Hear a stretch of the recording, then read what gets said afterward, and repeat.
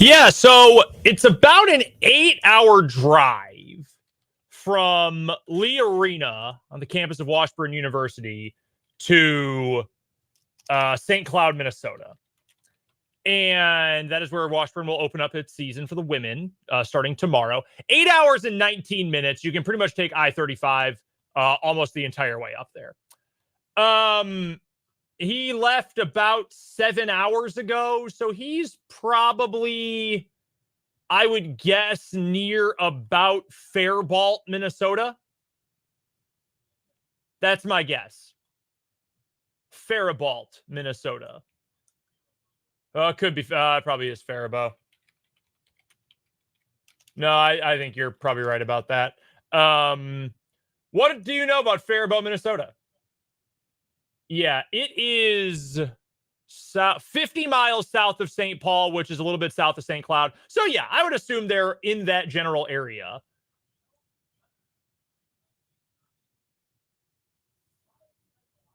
Yeah. Oh.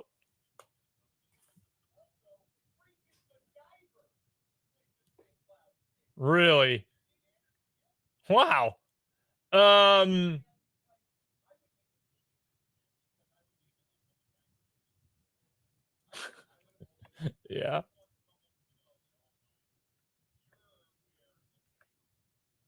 Can I interest you in former pitcher Mike Mason? He pitched for 7 years in the 80s with the Rangers, Cubs, and Twins. He is currently the Iowa Cubs pitching coach.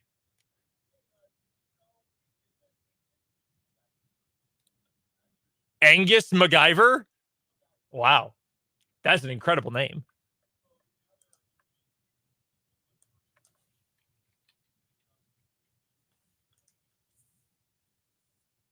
That's pretty sick.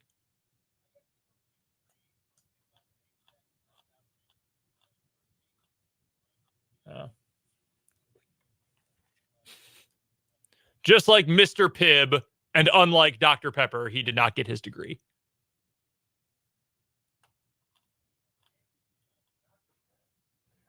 I would think he had gone to, like... Yeah, trade school makes sense. Yeah. Yeah. Apprenticeship. That's what I would have guessed. Wow, that's fascinating. Yeah, that's where Spencer's going.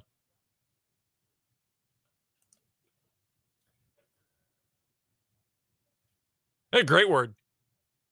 Yeah, great word.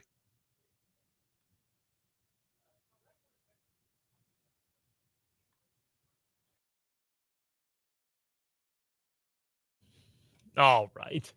It's not that good of a word.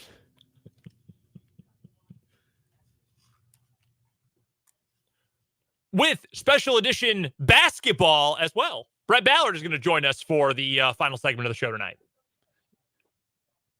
Yep.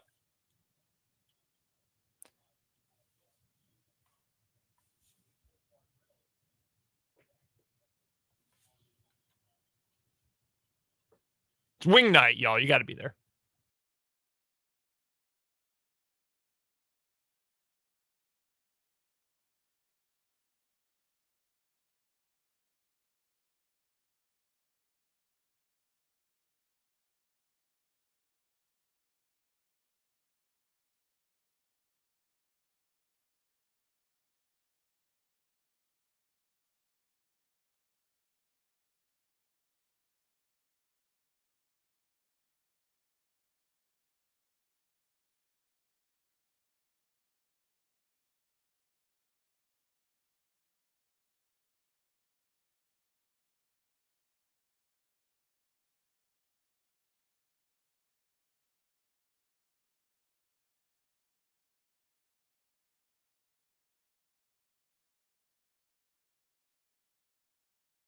Is the sign of things to come or just some weird 1 year one-off blips?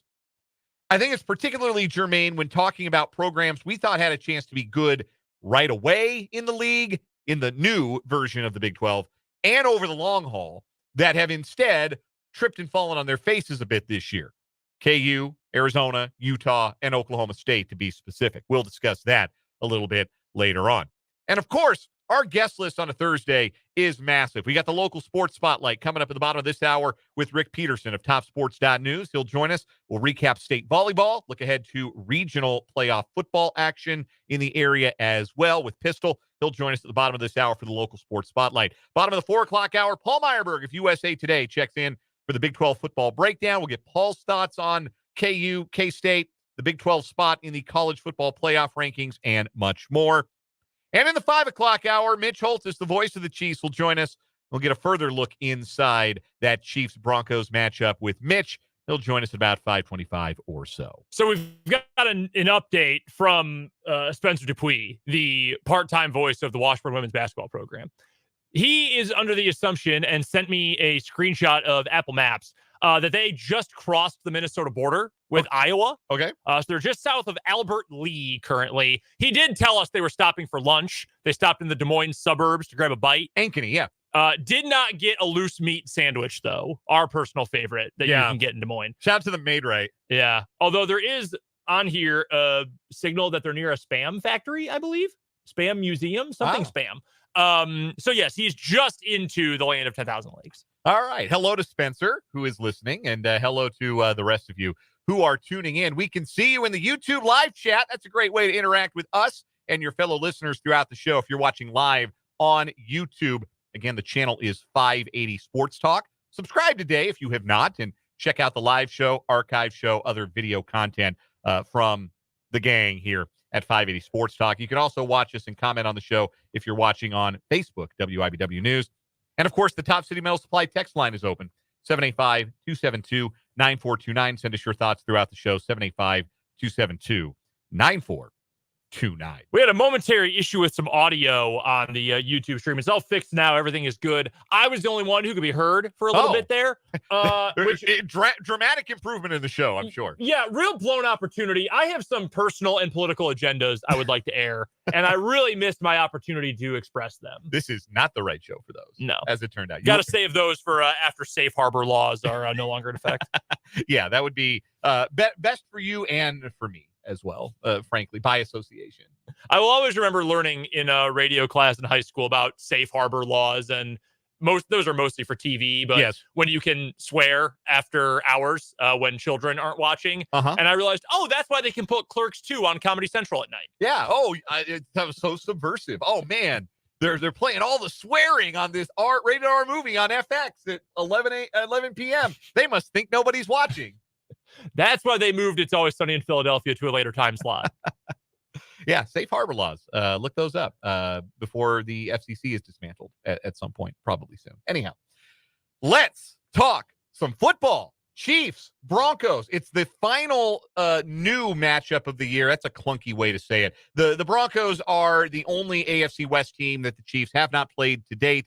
Chiefs have claimed wins at the Chargers and at the Raiders, and now they host the Broncos.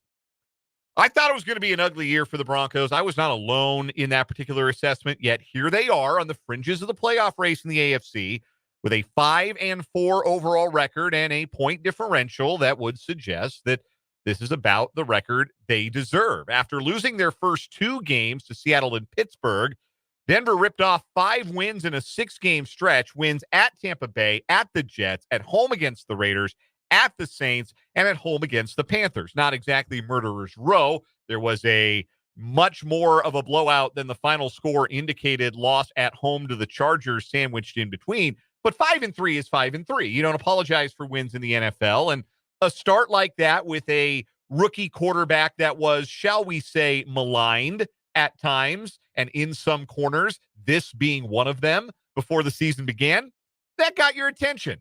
And they were the most broadly disseminated game on CBS last Sunday in the early window. CBS feeling it was appropriate to send that game out to a wide swath of the country as they went to Baltimore to take on the Ravens. And the Ravens kicked them in the groin for 60 minutes. It's the only way I can describe it. 41-10 was the final score last week. So now the Broncos are 5-4 as they go back out on the road to face another team that played in last year's AFC Championship game. So, are the Broncos good? I think that's a question that has a lot of different ways you can answer it. Because I think even after giving up 41 points last week to a Ravens offense that is awesome, I still think the Broncos defense has a lot more going for it than not. They have had some breakout performances this year from guys like Zach Allen and Jonathan Cooper, who just got a big contract extension. Their defensive line has played very well. Patrick Surtain II remains one of the best cornerbacks in the game, and Riley Moss has had a really good season. I saw a Riley Moss jersey, a Broncos Riley Moss jersey. I was at brunch on Sunday. I went to a place, I won't say which, but they serve big biscuits. And I was there for brunch with my wife and my in-laws, and a gentleman walked in wearing a Riley Moss Broncos jersey that was very obviously purchased from DHgate. And you know what? I'm not here to judge. I've done that before. Nah, man. If you're going to buy the Riley Moss, if you're going to buy the meme player jersey, you've got to go all in. I have no problem with getting a jersey from DHgate or like jamesjerseys.ru or whatever. But if you're going to pick a meme player, you got to go all in. You got to go whole hog on that. Yeah, I don't necessarily disagree with your point. But he's played good football. He's playing really well. Yeah, he's played like he's not just a meme player. So they got more playmakers on the defense than we expected. They're still not great at safety and linebacker, but the numbers, Brendan, suggest that this is one of the top defenses in the NFL, which is a departure from where we were about a year ago at this time with the Broncos defense. So if I may start, which of these is a bigger number? Number of NFL teams with a winning record or number of NFL teams with 2 wins?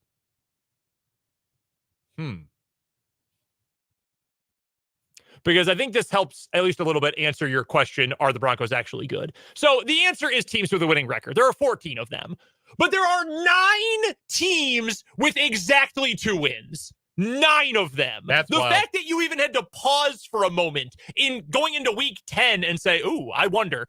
I think the Broncos are good, kind of unquestionably, relative to the rest of the NFL. Yeah. Good with a caveat. Good with now, a but. over the last, let's say since 2004, the last 20 years, that's also when the Mannings demanded that they change the rules for quarterbacks. In the last 20 years, relative to an average NFL team, are they good? I'd say they're probably closer to average. I still have some major questions about their offense, but their defense, as you said, has been really good over the course of the year. So they have the 3rd lowest EPA per play allowed defensively this year. And again, expect points added, time and, down and distance on the field, how big of a play do you give up, et cetera, et cetera. We've been over that a bunch. 3rd best for a defense in the league. The 3rd smallest number for opposing offenses. That's really good. Really, really, really good. They also, against passing offenses, are allowing the 5th lowest amount of time to throw to opposing quarterbacks. Really not giving up much time. For comparison's sake, if you're saying, well, what does that mean? What is that in reference to? The Chiefs are 6th. So the Chiefs are right next to them, 1 spot below. Think of the kind of pressure the Chiefs generate and how the Chiefs force opposing quarterbacks to get rid of the ball quickly. The Broncos are doing that at a slightly better clip than the Chiefs are this year. They've got good playmakers on that side of the ball. Enough guys who have been showing up, rushing the passer, and that was a big worry for me. But Nick Bonito has kind of late for a player of his age and for when he was drafted, kind of emerged as a nice player. He's not a star. He's a nice player. He's a better pass rusher than I thought he'd be at this level. Jonathan Cooper, unannounced, got a new contract this weekend. Yeah, no one reported that until Monday. How does that go under the radar in the NFL today? Great question. Enough depth at pass rusher. They were willing to trade Baron Browning for a day 3 pick. And Baron Browning's hurt all the time. He's also really talented. Yeah. So they are comfortable with the pieces they have up front. Patrick Surtain is a top 3 corner in the NFL. Yeah, I'd put him top 3. Comfortably top 5. I would say him and McDuffie are 2 of the top 3 right now, without question. Sauce, the other one? Probably Sauce. Yeah, that would be my top. Those dudes are all so young. That is awesome. Also, corners fall off really quickly, but that's beside the point. So they've got playmakers, and I think Vance Joseph deserve however much credit you want to give to Sean Payton for their offense not being an embarrassment. Vance Joseph, if there was a coordinator of the year award, he probably should have won it last year for how their defense turned it around after they gave up 70 to Miami. And he would definitely deserve it this year because that defense, even in the spots where they don't have a ton of talent, they haven't had a good linebacker in forever. No. Since they won the Super Bowl. Yeah. With Braden Marshall and Danny Trevathan. I think Danny Trevathan. Yeah. Haven't had a good linebacker since then. He has found a way to cover up those inefficiencies and to make it work. Vance Joseph deserves a ton of credit. That being said, Dan, they create much of their pressure by blitzing. Second highest blitz rate in the NFL. Only behind, can you guess who? Second highest blitz rate? Oh, the Vikings. Yep, Brian Flores. Yeah. They blitz nonstop. The third highest is the Chiefs. So you say, okay, well, both teams blitz a lot. Here's the two differences, though. One, the Broncos have blitzed 129 times on 318 dropbacks by their opponents. The Chiefs have only blitzed 95 times. So they're one spot and 34 blitzes behind. Denver is sending heat all the time. So that's difference one. Difference two, you know who you can't blitz or it's just suicide? Patrick Mahomes. He is 34th out of qualified quarterbacks in percentage of dropbacks blitzed upon this year. Do you know how many starters there are in the NFL any given week? 32! There are multiple backups who are getting blitzed more often than Patrick Mahomes is. You can't touch the man. Like, you don't. Because he's just going to tear you to shreds. And especially now that DeAndre Hopkins is getting more comfortable and you say, hey, DeAndre, go long. It's like backyard football. Run a 9. They're going to bring pressure at me. Go get it. Mahomes is just going to jack them deep and DeAndre Hopkins is going to go get the ball. So that is really, really problematic for Denver. I've also got some numbers for you offensively for the Broncos. Do with these what you will. So they've been better than everyone expected. No one thought I'm pretty sure Matt Verderame told us going into the year he thought Denver might have the worst offense in the NFL. After week 1, Bo Nix threw those 2 interceptions at Seattle, and they had those multiple drives that started in the red zone, and they couldn't do anything with them. I thought he was going to be just god-awful bad, and what he has been instead is, like, fine. Yeah. Which, for a rookie, is not bad. For a rookie, you'll take fine. Especially for a team that is now has a real chance of making the playoffs with just fine. You'll take that. So Knicks has been okay. They are very traditional in the sense that they want to use the run to set up the pass, to set up play action, to get easier looks for Bo Nix. Understandable. They've run the ball pretty well. Javonte Williams and Kareem Hunt have been almost identical this year. Almost the exact same player. Just under 4 yards a carry. Just kind of hammer guys. The rush yards over expected for these two players, we talked about that stat earlier in the week, separated by 5. Almost identical on a per play basis this year. They've been the exact same player. Okay, great. But here's the problem for Denver. Because in past years, I would have said they're going to give the ball to Javonte Williams 25 times, maybe 30. They're just going to pound the rock. Here's the problem, though. The Chiefs are good against the run now. Yeah. They know how to stop the run. It is a completely different looking Chiefs defense. I mean, honestly, given the questions about Joshua Williams at CB2, the Chiefs might have more confidence right now in stopping the run. Kansas City, 4th best rush EPA for a defense in the NFL. And not only that, they tackle well now. Yeah. Who are these guys? They're good tacklers. 3rd fewest yards after contact for opposing running backs. That's also critical on the perimeter against a team that builds a lot of their passing offense out of short passes. Yep, a lot of screens. It's a lot of screens and swing passes and check downs. And the downfield stuff has gotten better for Nix. He was really bad at it early on. They've hit on a couple of downfield throws in recent weeks. They get Cortland Sutton open downfield. I think that's going to be Trent McDuffie's matchup. If Bo Nix wants to test Trent McDuffie, all the best. I wish him all the luck in the world in that endeavor. I think he's going to need it. So I'm not worried about Kansas City losing this game because Denver lights them up on offense. Kansas City. What's that? That's a very funny Freudian slip. You said Kansas State. I did. I'm not worried about Kansas City. They got to figure out the run too, though. Yes, they do. I'm not worried about Kansas City losing this game because the Broncos light them up on offense. I'm not. I don't see that happening. I don't think the Broncos offense is good enough. A little bit of trepidation about Nix on the run, but he's not Lamar Jackson. Let's be honest about that. And I think the Chiefs can match up with him athletically. I think Drew Tranquil's going to have a good game. I think Leo Chanel is going to be very involved defensively, kind of in that role of a spy, I guess, to use that particular phrase. And make sure that Nix doesn't really hurt you with his legs. But I'm not worried about a version of this game where Denver just lights up the scoreboard. The version I'm concerned about is how the Chiefs got beat by the Broncos last year. Mm-hmm. And do you remember that game? Do you remember the extenuating circumstances that Patrick Mahomes was dealing with that particular Sunday afternoon? He was sicky. Doo-doo gut, Yeah. I believe, is the technical term for it. Yeah, he was ill. And we all thought we'd get a Michael Jordan flu game, and that was not what happened. We just got a flu game. Like, he was just sorry, and the throws weren't good. And Justin Simmons picked him because Justin Simmons always does. Justin Simmons, notably, no longer a Denver Bronco. Throw that out. Like, if you're worried about Mahomes throwing 4 or 5 picks or whatever it was, like he did in that 24-9 loss to the Broncos last year, I don't see that happening either. I do wonder if the Broncos will be able to have success rushing 4 in a way that they don't typically, because they've got good edge rushers and the Chiefs' tackle play has at times left something to be desired. I do wonder if the Chiefs will be a little bit protective of Patrick Mahomes' ankle and not stretch the field out a little bit with the deep ball like they were trying to last week before Mahomes got hurt. I wonder if his health will affect the offense one way or another. I could see a version of this game where Denver is able to frustrate the Kansas City offense if indeed Mahomes is limited either in terms of his own mobility or in terms of what the Chiefs are willing to build game plan wise around him while he's dealing with a sore ankle. But on its face, and I think you laid it out, Brendan, this is a matchup where Denver's strengths don't really play to Kansas City's weaknesses. If anything, they play right into things that are also strengths of the Chiefs. And if it's strength versus strength, you take the 2-time defending champs over a team that's 5-4 with 2 of their wins against 2 of those aforementioned 2-7 teams in Carolina and New Orleans.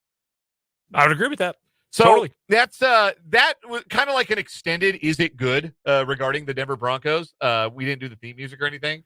And the answer is, yeah, like the magic 8 ball. Reply hazy. Try again. But am I particularly concerned about Sunday for the Chiefs? I know we had some comments in the YouTube yesterday saying it feels a little bit like a trap game with the trip to Buffalo next week.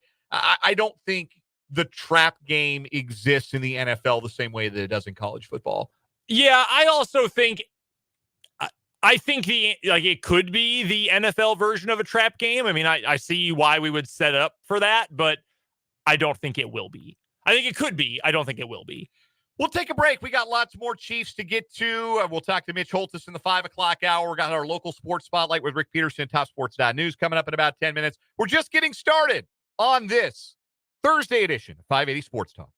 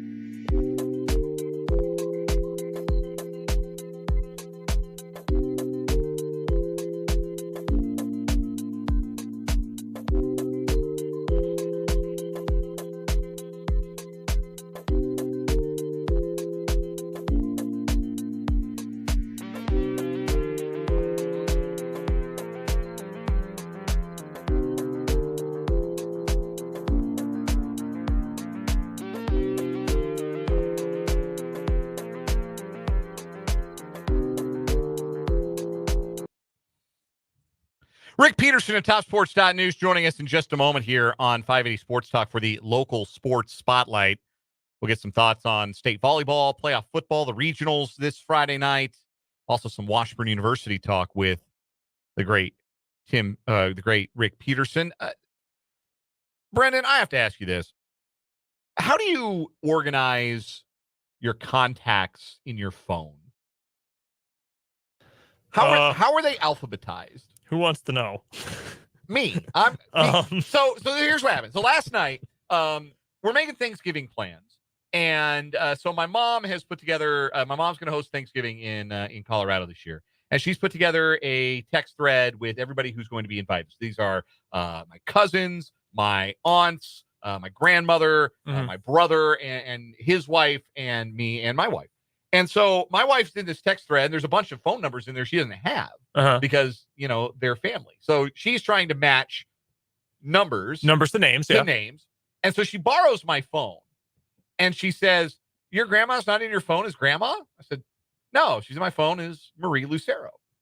And she says, she's not in the M's.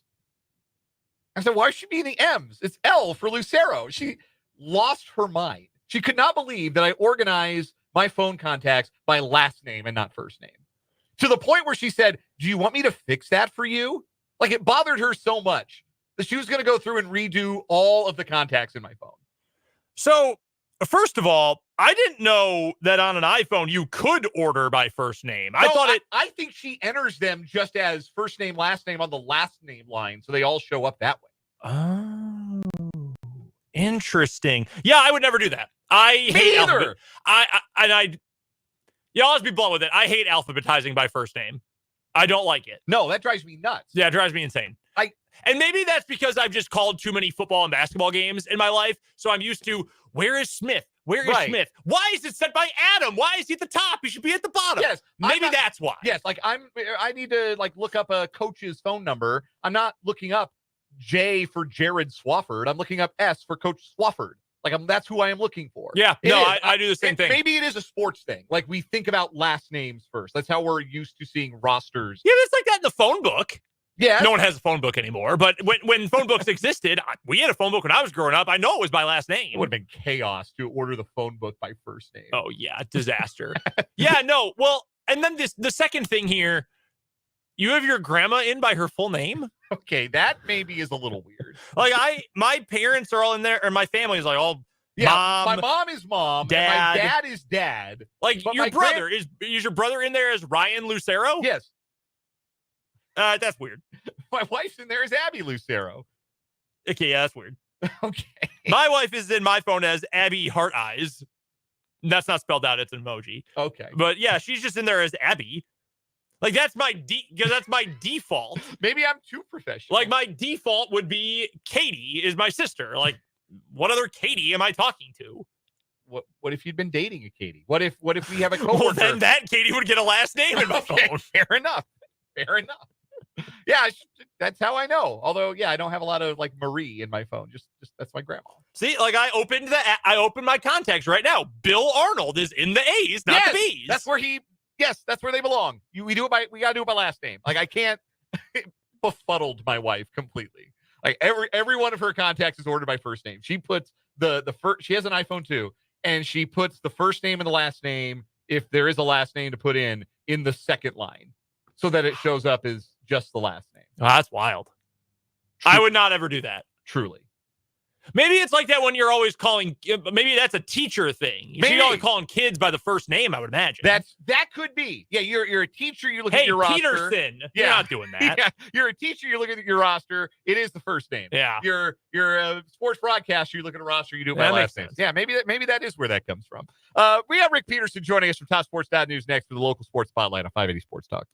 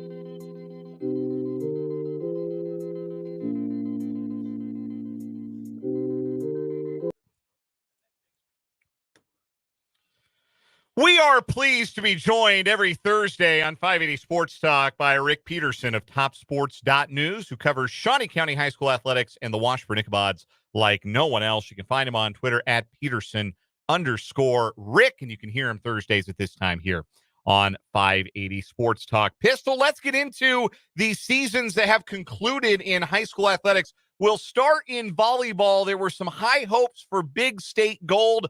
Unfortunately, the city teams fell short over the weekend, but a second place finish for Seaman and a strong finish for Hayden in 4A as well.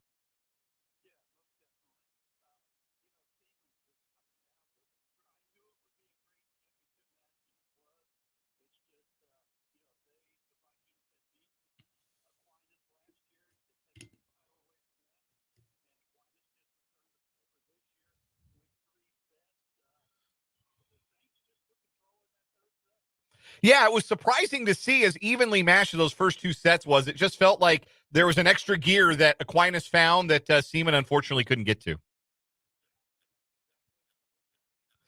So they end up with a second place finish at state. Hayden made it to the Final Four as well in 4A, but again, so hard to dethrone Bishop Miege in that class.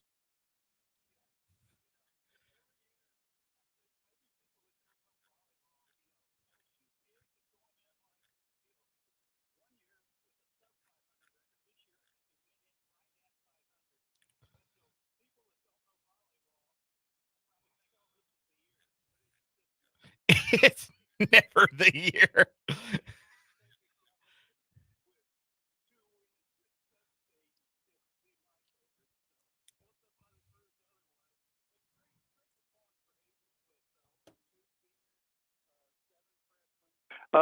Third is a very good performance.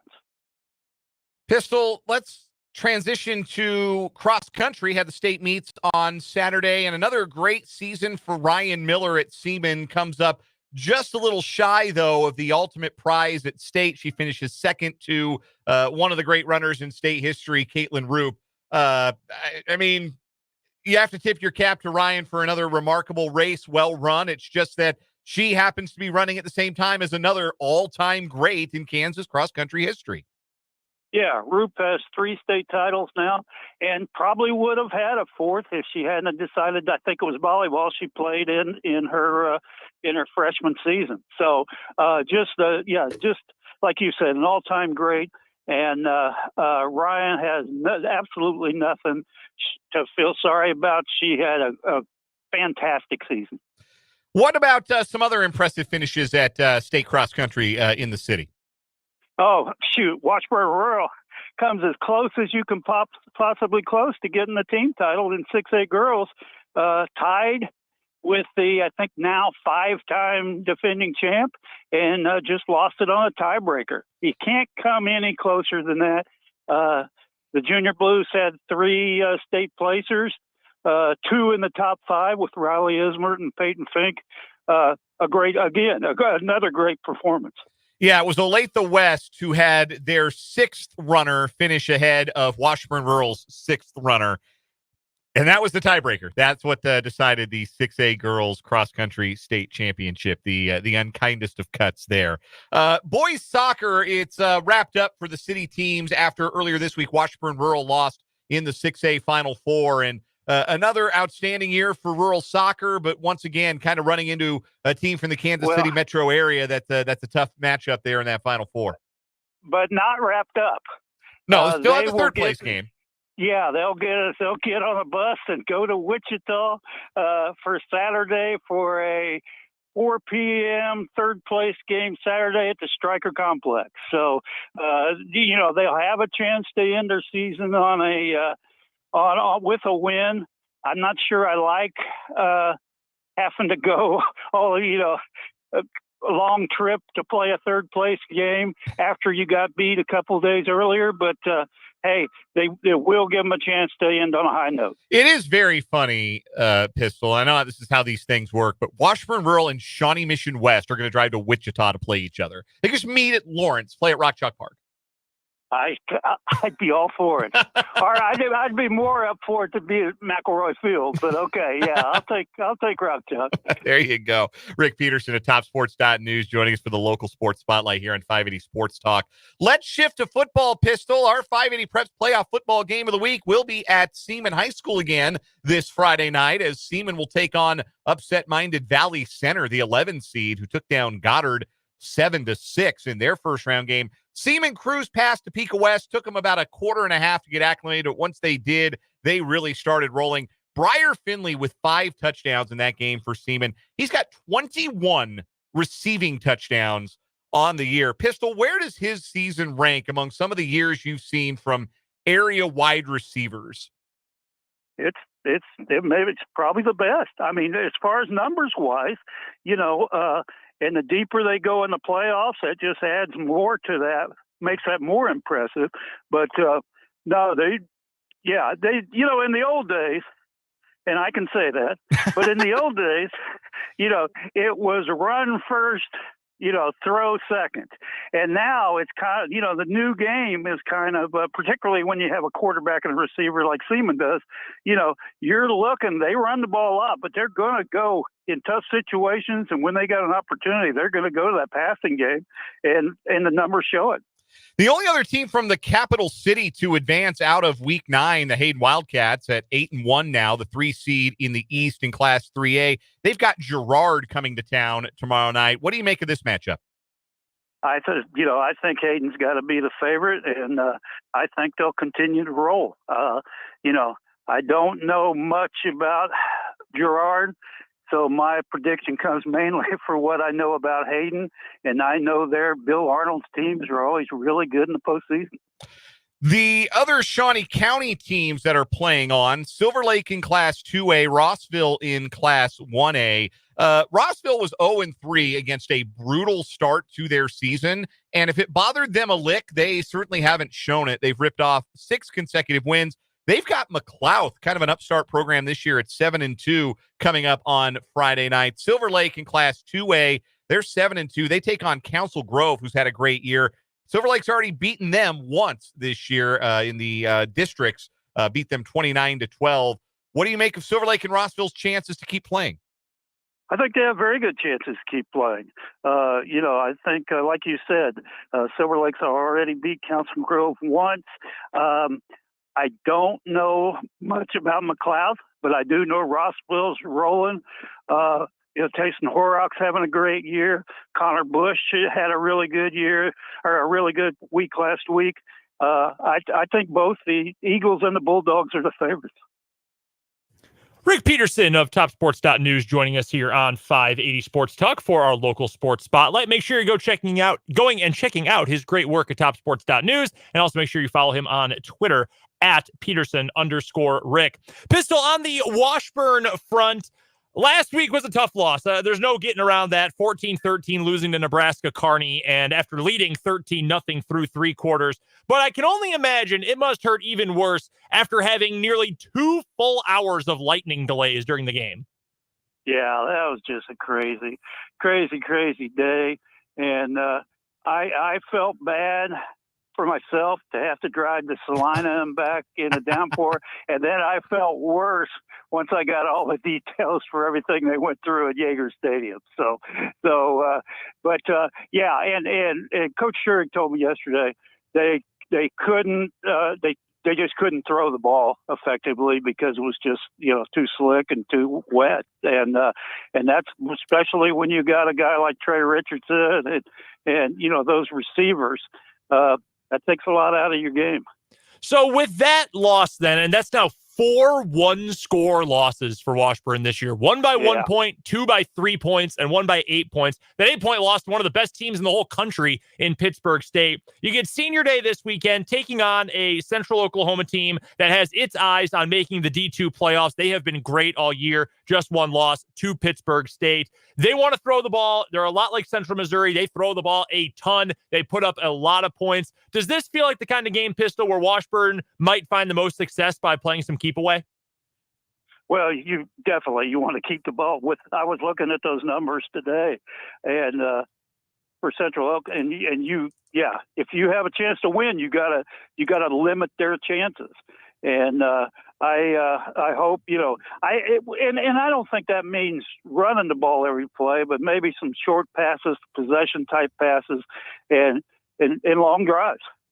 As for the hardwood, Washburn basketball wrapped up its exhibition slates last week. The men just played at KU. The women played both K-State and KU. Much better showing for Laura Westling's group on Friday compared to Wednesday. Really nice bounce back performance by them. They both have big events coming up this weekend. Let's start with the women. They're on the road. They should be pulling into St. Cloud, Minnesota coming up here in within the hour. What do you expect from that group? It's a very new look group, 7 newcomers on the roster, taking on some tough competition from the NSIC, which is always a good league. What are you expecting out of them here in this opening weekend? I think they'll be competitive. They got so many newcomers that it's hard. I won't get a real handle on them till I see them, and unfortunately, I won't see them for a while because they're always out of state. It seems like, but everybody tells me that Peyton Sturck is a great player. Obviously, we know Yabari and some of those that are back, Gabby Giovanetti and those. So I really expect them to be improved. Meanwhile, for the men, they will be in Kansas City Municipal Auditorium this weekend, tomorrow and Saturday. Yours truly will be there for the game on Friday, tomorrow afternoon. Dan will be there for the game coming up on Saturday. Talk about a tough schedule to open the year. Washburn takes on Sioux Falls tomorrow, a team that's picked to finish middle of the NSIC, but they gave Washburn a great game to open up last season. And then, the reigning national champions on Saturday, taking on Minnesota State Mankato. That, to me, Pistol, feels like a really good test early this year for Brett Ballard's group, a team that has legitimate national title hopes. Well, and that's the good news, Brett, the fact that they have the type of talent that the Ichabod's can face that kind of schedule. They didn't even seem to be real intimidated by KU. And, they just wanted to go in there and do what they could do. And then I think, it would help them if they could get a win tomorrow to go into that Saturday game. But I think they can go as you said, I think they can go toe-to-toe with anybody. Rick Peterson covers Shawnee County High School sports and the Washburn Ichabods for TopSports.News, an essential daily read if you are a local sports fan. He joins us every Thursday here on 580 Sports Talk for the local sports spotlight. Pistol, enjoy your weekend. We'll talk to you next week. I will. See you tomorrow night. Sounds good. We'll see you, Pistol. That is Rick Peterson. We'll take a break, come back, wrap up this 3 o'clock hour, 580 Sports Talk next.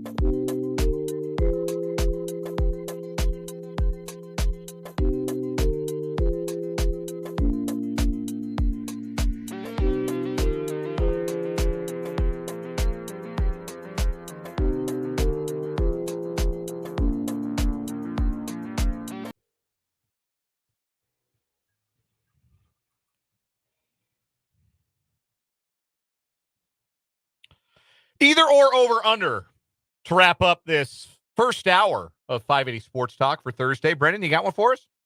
Either or, over under. Who would you rather play for? A head coach who always has the spotlight on your program, good or bad, or a head coach so unremarkable no one ever talks about you? Play for a milquetoast coach. I don't know that would be inspiring one way or another. I think I'd rather go with a wild card. As a self-motivator and personal isolationist, I want the milquetoast coach. Don't look at me. Let me do my thing. Is there a reason that that question came to mind? Colorado and BYU both could make the playoff. Oh. They might play each other for the conference title. We don't know that Kalani Sitake's milquetoast. Maybe he's all fire and well, he brimstone. might be like personality, but he's not like, hey, look at us. Yeah, you cannot like project your own like biases upon Kalani Sitake. Like, what do you know about Kalani Sitake? He is of Samoan descent and he is Mormon because he has to be to coach at that program. That's what I got. Like, that's it. That's the extent. What do you know about Coach Prime? Way too much. Way too much. I have disliked Deion Sanders since he played for the Cowboys and I was 8 years old. It hasn't stopped. More than enough. It's never going to stop. We'll take a break. When we come back, we're going to talk Big 12 football. Is this year an aberration, or is this year a start of a positive or negative trend for some programs in the league? We'll discuss. Plus, Paul Myerberg on 580 Sports Talk.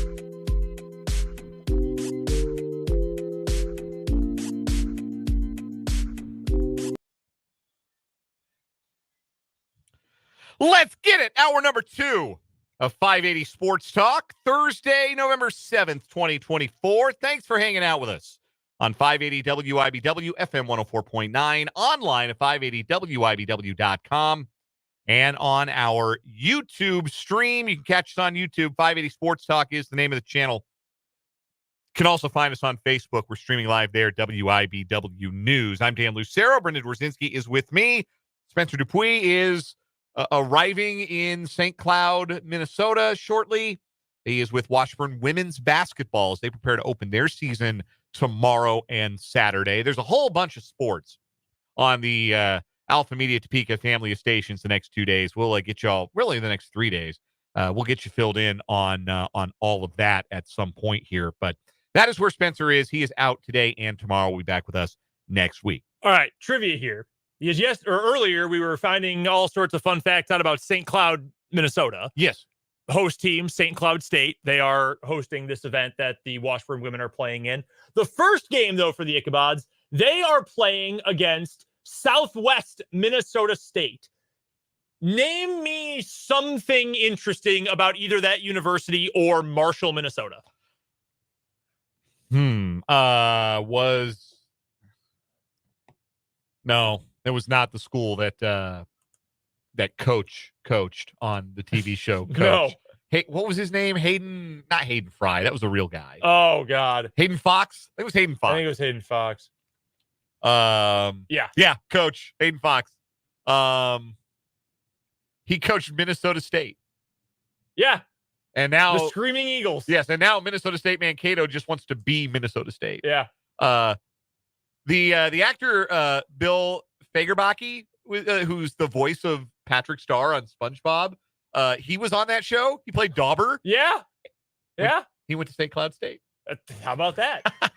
My go-to is that's where Trey Lance is from. I don't know why I remember that, but for some reason I just know Trey Lance is from Marshall, Minnesota. Huh. I really couldn't tell you. I got nothing. Steve Zahn, also from Marshall, Minnesota. Oh. Yeah. I got nothing for you on Southwest Minnesota State. SMSU. Yes. Oh, wait. Notable alumni, Isaiah Whitlock Jr. Do you know who that is? That is now I know. That is Clay Davis on the Wire. There you go. No one else famous went there. That's wild. No, they're. I would give you Clay Davis's catchphrase, but it is not a word I can say on the radio. No, it is not. It's just a very elongated version of a particular 4-letter word that I cannot say on the radio. 2 guys who went on to play in the Arena Football League went there. Huh. One of them is named Jeff Lutz, Loots. That's a very funny name. That's all I got, though. Not really a whole lot going on at Southwest Minnesota State. Man. Senator Clay Davis. What a great character. I'll take any bleep's money if he's giving it away. Love that show. I got to talk my wife into watching The Wire with me. I'm about due for a rewatch. I've watched it all the way through twice. I'm about due for a rewatch of The Wire. I think it's one of the best shows that's ever been on television. Anyway, that is where Spencer is. Anyhow, if anybody was wondering, we got 2 more hours of 580 Sports Talk for you today. Coming up later on in the show, bottom of this hour, Paul Myerberg from USA Today will join us for a Big 12 football breakdown, get his thoughts on KU, K-State, and the rest of the Big 12, as well as the first college football playoff rankings. And, of course, everybody's favorite part of the conversation, the Dumpster Juice Pick of the Week. Also, Mitch Holthus will join us at the 5 o'clock hour, the voice of the Chiefs, a man who needs no introduction. He will join us at 5:25 to get his thoughts on the Monday night triumph over the Buccaneers and a look ahead and some outstanding statistical nuggets to help preview Broncos week this week for the Chiefs. I almost said Bengals because they play Thursday Night Football tonight against the Ravens. We'll have a big game. It is a big game. We'll talk about that a little bit later on as well. Bengals are 6-point dogs. Yeah, I see it. That seems a little rich, but I see it. What's the total? I'm a big fan of Thursday night unders. The total is 53. Ooh, no T. Higgins. Oh, is that right? Yeah, he's doubtful. Better make a fantasy football lineup adjustment here. There are some Bengals fans that are really upset with him because every time he has a little boo-boo, he is sat out this year. I think this is going to be his 5th game missed. Hey, what the heck, man? Like, this isn't tough just because you're at the end of the contract and you're going to be a free agent. You're not going to play through a little pain. Oh, well, man. no, dude. You might cost yourself millions of dollars. I'm going to need a wide receiver, man. Keon Coleman's not going to play either. JSN's on a bye. I got no other wide receivers. Who's available? I'd love to tell you. This is my league that I play for money. This is a flashback to a bygone era of sports on 580 WIBW and the what was it, the fantasy football freak? Trying to remember. I know we've got an old school listener who used to come on and do fantasy football with the show. That was prior to our time here. How about Xavier Legette? Sure. He and Bryce Young have a little something going. All right. Bryce Young is starting for Carolina. We're going to pick up Legette. We're going to drop. I don't need Ike Likely anymore. Kelsey's back rolling. So, all right. That should square me. And then the flex spot will probably be Christian McCaffrey. Is he going to play? It sounds like he's going to play. Well, I wish you luck. I wish myself luck too. The fact that I had the number one pick in that league and I took CMC and my second round pick was Travis Kelce and my third round pick was T. Higgins and I'm 7-2 anyway. And there's no doubt who the coach of the year in this league. That's true. That is triumph in the face of adversity. Nobody cares about your fantasy team. Yes, the caveat we must add when we talk about fantasy, no one cares about your fantasy. Absolutely nobody. It's not personal, but nobody cares. We got What Is Wrong With You coming up later on this hour as well. Your text to the Top City Metals Supply text line are welcome, 785-272-9429. If you are watching along on YouTube today, 580 Sports Talk is the channel. Jump on in, leave us some comments, and interact with your fellow listeners throughout the day. Again, youtube.com. The channel is 580 Sports Talk. But I wanted to talk about this. I want to talk about some Big 12 football. We thought we knew what the power structure was going to look like in the Big 12, at least for the first year. A lot of the talk about the 16-team version of the Big 12 was this is a league with no blue bloods. This is a league with no brands. Texas is gone. Oklahoma is gone. There's a power vacuum up top for a team to step forward and be the big dog, or teams to step forward and be the big dogs on the block in this new 16-team Big 12. But that was the long-term outlook. Short-term, kind of thought we knew what it would look like. We were pretty confident back in July, August. Utah was going to be really good. They were the pick to win the league. Not quite by consensus, but they were the majority favorite. Oklahoma State had a bunch of veterans. You knew Kansas State would be in the mix. KU and Arizona were ascendant. And if anybody had an edge on the newcomers from last year, it was probably UCF. Those were all things we took as gospel. Other things we probably considered to be Big 12 football gospel. Arizona State's going to have trouble.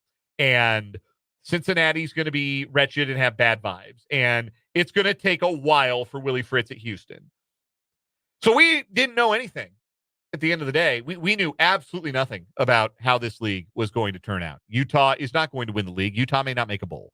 Oklahoma State doesn't look like they're going to make a bowl. And Mike Gundy went up on a podium earlier this week and basically did the same speech that LeBron did after the 2010 NBA Finals when the Heat lost to the Mavericks.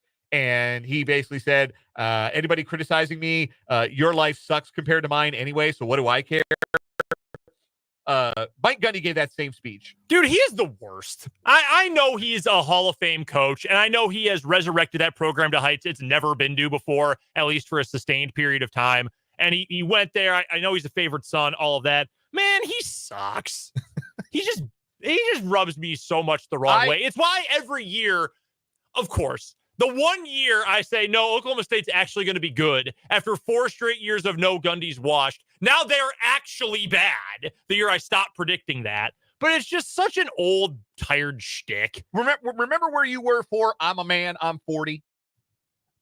I feel like I'm 40 based on when that came out. Yeah, we're coming up on almost 20 years of I'm a man, I'm 40. That happened when I was in college. I remember it well. When that happened at the time, it was like, oh, man, he's a quirky guy with the mullet and he's got his players' backs. And now in retrospect, look back at that and say, wow, he was just being a jerk to Jenny Carlson for no real good reason at all. He's humiliating a member of the press. Like, yeah, not a guy I really like care for. Who was the quarterback at the time? That wasn't J.W. Walsh, was it? No, it was not. Wow, what a name to. Let's remember some guys. Holy cow. Dude, I know I'm getting sidetracked here. Oklahoma State quarterbacks, treasure trove of guy remembering. Clint Shelf, Wes Lunt.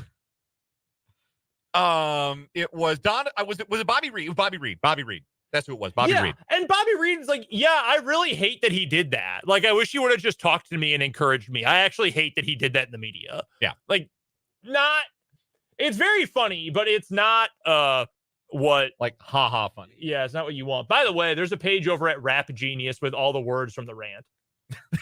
I love that. Every single word of it. Annotations and everything? Yeah. Yeah, the whole first paragraph is annotated. That's so funny. Anyway, we've got the name of the editor and everything. So this is what I want to ask. And I'll ask it from the negative perspective first. Which teams this year in the Big 12 have suffered a setback that is in the most danger of being long-lasting? Particularly the 4 teams that came to this year ranked and are going to leave this year maybe without even a bowl game. Oklahoma State, Utah, Kansas, Arizona. Of those 4 schools, which of them is in most danger of having this year be a harbinger of bad things to come more than just a one-year blip? I got 2 answers to this. Can I rank them? Sure. Yeah. Rank. Okay. Yeah, Let me rank. Even better. Yeah.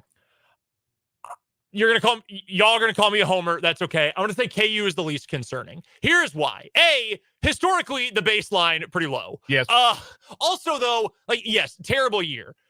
KU already has a huge get out of the portal in Bengali Kamara. That's a big deal get. If you follow KU recruiting, and I recommend you do so over at fog.net with our guy Michael Swain, KU is hot on flipping multiple wide receiver prospects who are actually really good players. I think KU will drop the least perception-wise because of this season. I trust that staff as it stands more than the rest of these. And I think that's the big reason why. Secondly, I would put Arizona. I'd say Arizona, third most devastating drop or second most optimistic bounce back candidate next to Kansas. I do believe in Brent Brennan. Now, he's got to turn things around. I do think that team has been a bit of a mess this year. I think the fact that the offense completely hit the skids after non-conference play ended does make you worry about them because he is an offensive-minded coach. That being said, I like Brent Brennan. I think there is a want to at Arizona, not like SEC want to or even K-State maybe, but I do think Arizona wants to have a good football program, and it has flirted with stability multiple times. I mean, it looked like someone was going to have that thing rolling. Looked like Rich Rod was going to have that thing rolling, and then, shockingly, his personal life came back to bite him in the butt. But I think they want to be a good football program. I think they're going to commit to that. I believe in Brennan. I would put them second on the list. Now we're getting to the back half, the teams I'm more worried about. I don't ever trust coaches in waiting. I don't. How often do they work? Not often. Jimbo worked until it didn't. I mean, he won a national title. Obviously, that worked. Will Muschamp didn't really work. In fact, he left. How many times was Will Muschamp a coach in waiting? I feel like it was a lot. Multiple times. It doesn't usually work. You want a basketball example? How's Kyle Neptune working out at Villanova? That might not be working at all for much longer. They lost to Columbia last night. Yikes. Not good. They lost to an Ivy League. Yeah, not good at all. Coach in waiting, generally speaking, doesn't work. I trust that Kyle Whittingham has good judgment. And I mean, I guess Mike Gundy at one point worked out, but that wasn't as much coach in waiting as it was. He was just the best option when Les Miles left town for LSU. I worry about the stability of Utah because that's been such a good program for so long. You know why it was a good program for so long? You had Kyle Whittingham and Urban Meyer. Yeah. 2 of the greatest coaches of a generation. Meyer, one of the greatest of all time. Whittingham might even be in that discussion for the stability he's given that program. That worries me a lot. And the fact that, yes, Cam Rising, very good quarterback. The fact that they lost Rising and everything went in the crapper, that worries me about Utah going forward. And lastly, Oklahoma State. For all the reasons we just discussed, right? I think Gundy's lost it. I think he's lost touch, and I think he's lost the touch on the football field. I don't think he has an especially good staff, and he did for a long time, and a bunch of those guys got poached. Like, Ohio State comes to your coordinators. Well, clearly you had good coordinators, but you got to replace them. I don't think he has. I worry about his recruiting. This is a guy who has openly been either dismissive or antagonistic toward the NIL era. And dude, I get it if you don't like it. That's fine. You've got to embrace it. Like, again, basketball. Bill Self all the time says, yeah, I've got some real concerns about this and the era we're in. That being said, we're going to play to our advantages and we're going to play into it. You live with it, you adapt.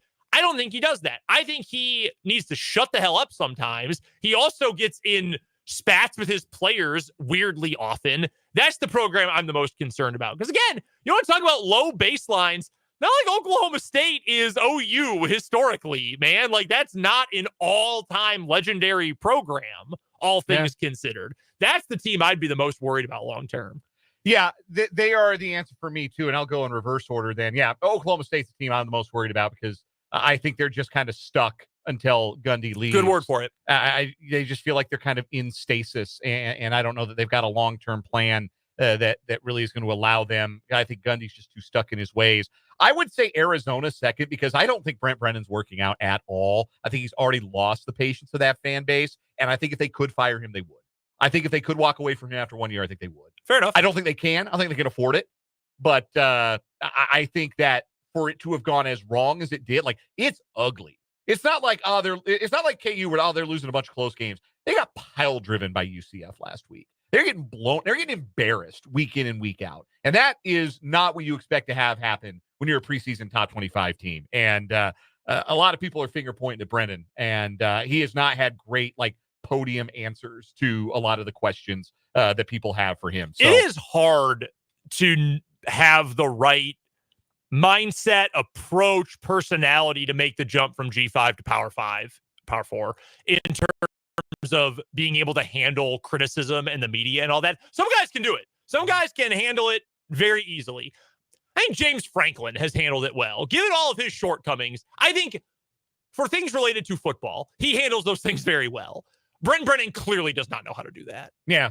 Some guys, you're like Dan Hawkins. Lance Leipold. Chris Kleiman. Yeah, they're good. Those are good examples. Dan Hawkins would be yes, good example. Yes. Some guys just have their level. Brady Hoke, his level was G5. His level was not his alma mater. Brady Hoke is so funny. Brady Hoke and Greg Schiano are like the same guy. No, Greg Schiano's a good coach. Well, in terms of you are good at coaching one place. Yeah. Brady Hoke could coach at San Diego State and was very good at it. Yes. You put him anywhere else, disaster. Yeah. Greg Schiano can coach at Rutgers and is really surprisingly good at it. Anywhere else, disaster. So I'm most worried about Oklahoma State, then Arizona, then Utah, because I think the bones are good. You have those coaches in place for so long. Again, the want to be good, the want to be great. They have it. I think the bones there are still good. And then, KU is not all of a sudden back in the dark ages. They're just having a nightmare season because they can't win close games. It would be one thing. Worst case scenario season with all of the close games they've been in. They just can't. They can't trip and fall into one. Yeah, sorry for cutting you off there. I was just going to say it'd be one thing if it was KU is 2-6 with a minus 200 point differential. They're getting their ass kicked every week. Like Arizona is. Yeah, which they're not. No. Again, you want to talk about the structure of it. That's good. Mm-hmm. The actual execution is what is lacking. I had a question about which team that is a surprisingly good team this year. So you're like Arizona State's, Cincinnati, I think, qualifies. Yeah, they do. BYU certainly qualifies. Which of those teams is more built to last? But I guess my question really is, are we just going to see blips like this every year in the Big 12 because of the nature of scheduling? Is that just what the top of the league is going to be? Is based on did you get a good break with your schedule? Because I just think that's the on the one hand, I wonder if that's the nature of power conferences. On the flip side, in the SEC, you've had this forever with the 8-game schedule, right? And you've had this with the unbalanced schedules, and yet in the SEC, the same teams are good every year. Yeah, I see what you're saying. I totally see the point you're making. I think my counter to the idea, though, would be, even if that is largely a part of life in the Big 12 going forward, I think you are going to see, just like the SEC, where, yes, you've got certain teams who have those South Carolina had a moment. But what did South Carolina also have? Steve Spurrier, one of the greatest coaches of all time. Auburn has had moments, but Alabama, LSU, Georgia, Florida until recently, good programs, good athletic departments, good head on their shoulders kinds of athletic departments and universities and structures of that program. I think you are going to see the same thing in this conference. I think K-State is always going to be competing for the Big 12 title, at least for the, we're talking 5-10 years into the future, which who knows what college football is going to look like in 10 years. But K-State's got a good coach. They've got a good athletic director. They've got a program and a school that knows what it is doing. As long as Matt Campbell is at Iowa State, and granted, I'm sure people said this about Mike Gundy 20 years ago, but as long as Matt Campbell is at Iowa State, I think they will at least be a respectable contender-ish team in the conference. They had one down year. They're right back up within the next two competing for a conference title. Like, I think they will be contending. I think KU will at least be a bowl team.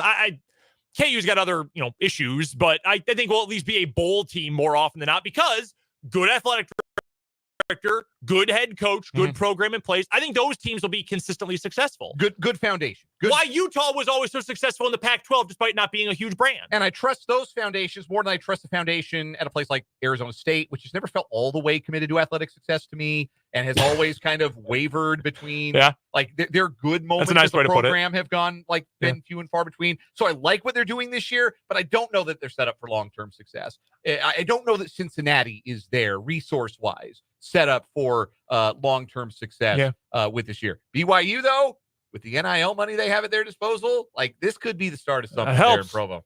We'll take a break here on 580 Sports Talk. We got What Is Wrong With You, and then Paul Myerberg joins us for the Big 12 football breakdown. We'll ask him those questions when we come back. We're still going on this Thursday edition of 580 Sports Talk.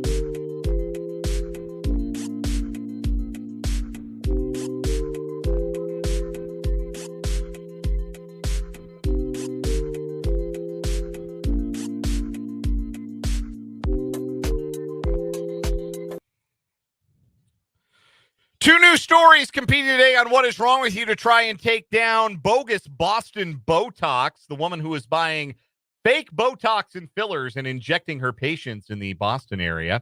Brendan, your story is first. We're short on time, and that's fine because my story is quick. A guy got drunk at the world's largest outdoor cocktail party, Georgia versus Florida, and punched a police horse in the head. Oh, no.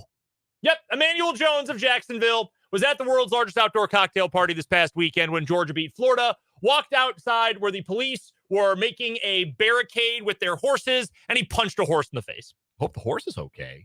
He is in jail or was arrested on multiple charges. Not the horse. Yeah. By the way, this story comes from our good friends at Action News Jax, back in the headlines. Nice to hear from Action News Jax. It's been a while. Man, yeah, don't punch an animal, especially a police animal, that could kill you with a hoof to the dome. Hashtag it just means more. That's a very SEC story. Yes. My story takes us to the country of Equatorial Guinea in Africa And we meet the director of the National Financial Investigation Agency, Baltazar Ibang Nganga, who has been revealed to have hundreds of sex tapes involving him and other men's wives. Oh, gross. So he had been remanded in custody earlier this week in a case of embezzlement on public funds. And in the course of investigating him, they found 400 sex tapes of a gentleman who has been nicknamed Bayo on account of his good looks. Hey, man. Baltazar Ibang Nganga. Yeah, Ibang, all right. Don't you, get bored after a while? 400, that'll last you a while, pal. The flow of internet traffic, and in particular the downloading of images, has been severely disrupted in the country after authorities took measures to curb the spread of the sex tape. The spread? Oh, my Lord. Yeah, they're all over the country.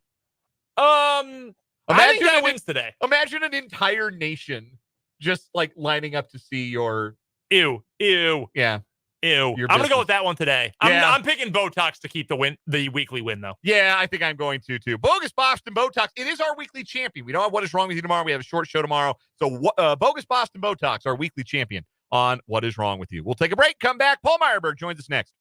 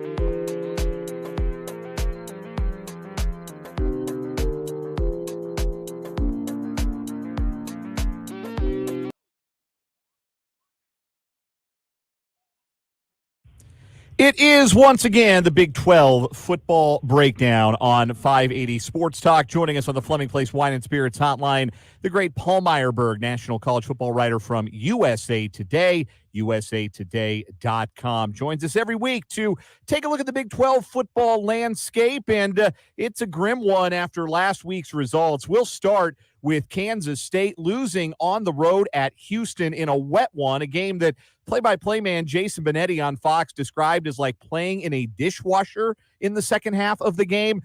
K-State has a 9-point fourth quarter lead. They let it get away. Obviously, it's crushing to the at-large hopes for K-State for the college football playoff. But do you see the loss as anything more than just one of those things that happens in college football, or were there some more alarming takeaways for you from K-State's performance in that one? I mean, both those things can be true, guys. I mean, this happens in college football. It happens to great teams. I mean, Georgia, for example, almost lost to Kentucky. Ohio State almost lost to Nebraska. Happens to very good teams. It happened to Kansas State when they went to BYU and wet themselves. It happened on Saturday against Houston. So that's definitely true. I was just flabbergasted, guys, because we all said last week, and we expected that there would be an emotional letdown, right? And we just thought that after the games that they had, the night games, the games on the road, starting with the Oklahoma State win that kind of kickstarted a rebound after BYU, we all felt that they were going to be flat coming out. I'm flabbergasted by the fact that whether or not the weather conditions are there, that you did not respond after the first quarter, because they didn't. You didn't wake up until the third into the fourth, and then to have yourself in position to put your foot down and end this game and let that slip away. I don't want to make a grand statement about it, what it means about this team. I still think this is a top 15 team in the country, but I'm flabbergasted. I'm disappointed. I'm sure they are as well. This is a win that you have to have, regardless of how you step into the game, regardless of how you encounter difficulty early like they did. You have to respond and you have to make the game happen for you. And they didn't let that happen. I mean, they really allowed Houston to take this game away from them. So I'm deeply disappointed in Kansas State. Importantly, like you said, the at-large hopes are over. You're not getting into the playoff right now if you're Kansas State as an at-large team. You're just not. It's not happening. But there's such a clear avenue still to get to the Big 12 championship game. There's such a clear avenue still to be a top 4 team and have a first-round bye. All you got to do is win out, have Colorado lose once. And that's all it takes. And Colorado will lose one more time the rest of the way. So everything they want to achieve is still in front of Kansas State. What I need to see going forward into the next 2 weeks, what is the response from this? Because what happened at BYU didn't carry over. By the time they retook the field against the Cowboys, they were a different team. They were back to being the team that we thought they could be. What's the response going to be? And do they have it in them to have a 3-game run here, beating Iowa State to end the year and get themselves into the Big 12 championship game?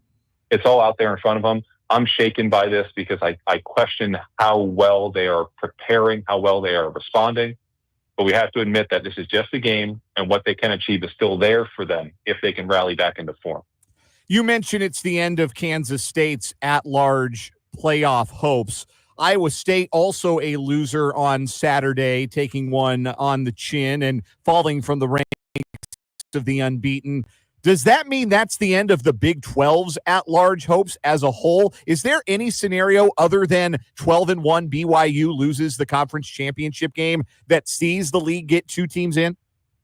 No, I think you're exactly right. The only avenue to get 2 teams in is to have a Kansas State or an Iowa State win the Big 12, get that automatic bid, BYU run the table, and then lose in a competitive game against one of those 2 in a championship. And to be quite fair, for BYU's sake and the Big 12's sake, you prefer it to be 11-1 Iowa State, because then you're 12-1, 12-1. And I 12-1 as a Power 4 team, whether your name is BYU or your name is Alabama or Georgia, at this point, based on the win-loss records that we are seeing in the Big 12, not in the Big 10, I'm sorry, in the SEC, 12-1 is going to get you in.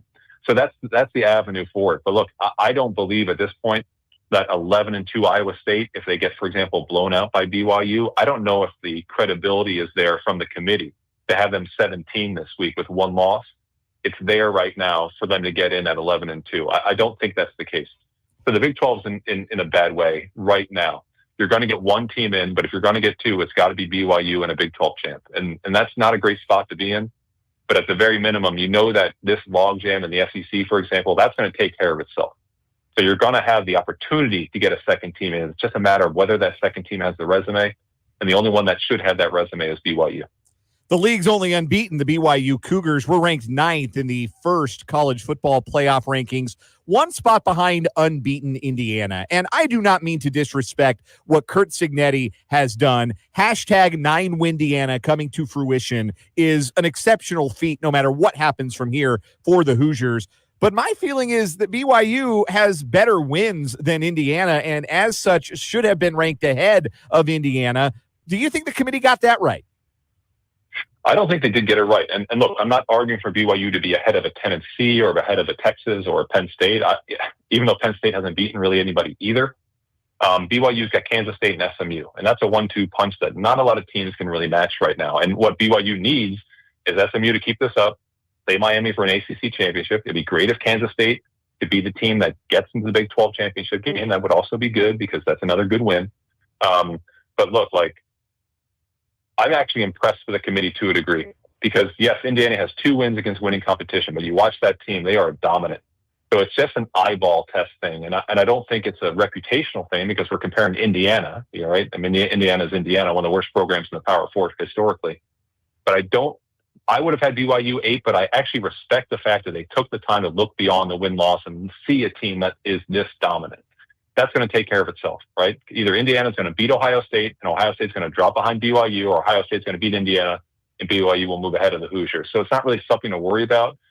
But I guess broadly, you worry as the Big 12 about reputations. And it's not a great look to have your unbeaten Big 12 leader with 2 top 20 wins in the playoff rankings behind an Indiana team that has beaten Washington and Nebraska and nobody else. And that really shouldn't count for anything at all in the grand scheme of things. So that's the broad picture, is the Big 12's not getting respect. They got to go out and earn it. And I just don't know down the stretch that they're going to have those opportunities to earn it.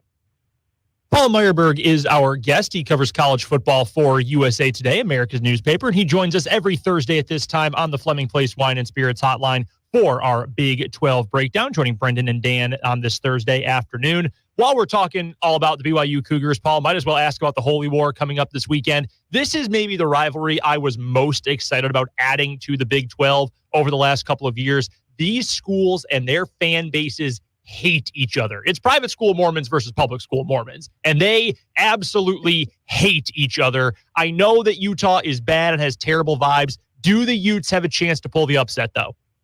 Oh, hell yeah. And look, I've had the privilege of covering 2 of these Holy Wars, both in Salt Lake. I've never been to Provo for one.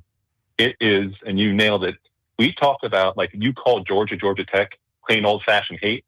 That's a love affair compared to this. Every other rivalry is 2 brothers competing in the backyard compared to BYU Utah. It is the ugliest, harshest, angriest, most hateful rivalry in all of college sports. So I'm here for it. I'm actually picking Utah to win this game, guys, because it's not a disrespecting to BYU. It's the idea that Utah has this one win in them this season, because there can't be this bad. And when it's the Holy War and you're playing at home and it's 10-15, they've got this. And I just got a weird vibe that it's going to get weird. It's going to get ugly. It's going to be over at 1:45 in the morning. We're all going to be on the edge of our seats watching Utah beat BYU. So, yeah, they definitely have a chance. And because this rivalry gets weird, I'm just going to take the Utes for no other reason the fact that this win has to happen for them, because they can't be this bad under Kyle Whittingham. Even if it is, it's going to be a great game, and BYU is obviously this great team, even if the sun is setting on the Kyle Whittingham era, I have to imagine he would love to ruin BYU season one more time. Oh, yeah. This would be the send-off for him. And like I said last week, that's the vibe around the industry, is that this is his last year. It's not certain. He's already announced his transition plan, so you have an idea that he has an eye towards the future. But, I think that this would be the feather in his cap and kind of a lost season. And, like I said, Utah does not need motivation to get up for this game, but they don't want to go 5-7. That's embarrassing for them. They want to get the 6 wins, get into a bowl game, build into the winter, whether there's a coaching change or not. So, yeah, I think this is the game that Kyle Whittingham and the Utes, they circle always. This one, I think, means even more, because it's a chance to right the ship for your season, potentially ruin BYU's. I'm surprised they're going to sleep a wink this week. I'm sure they're amped up.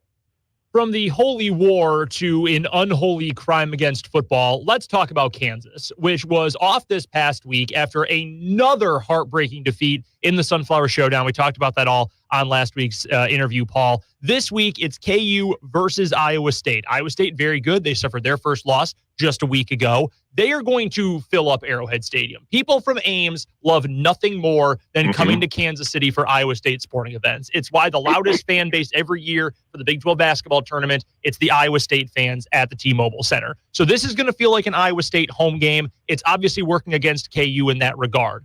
if KU is going to pull the upset and really ruin Iowa State's chances of making it to Arlington, what do the Jayhawks have to do? Oh, it's simple. Don't turn the ball over. Like when Kansas turns the ball over, they lose football games. Protect the football. Like they will be winning in this game in the second half.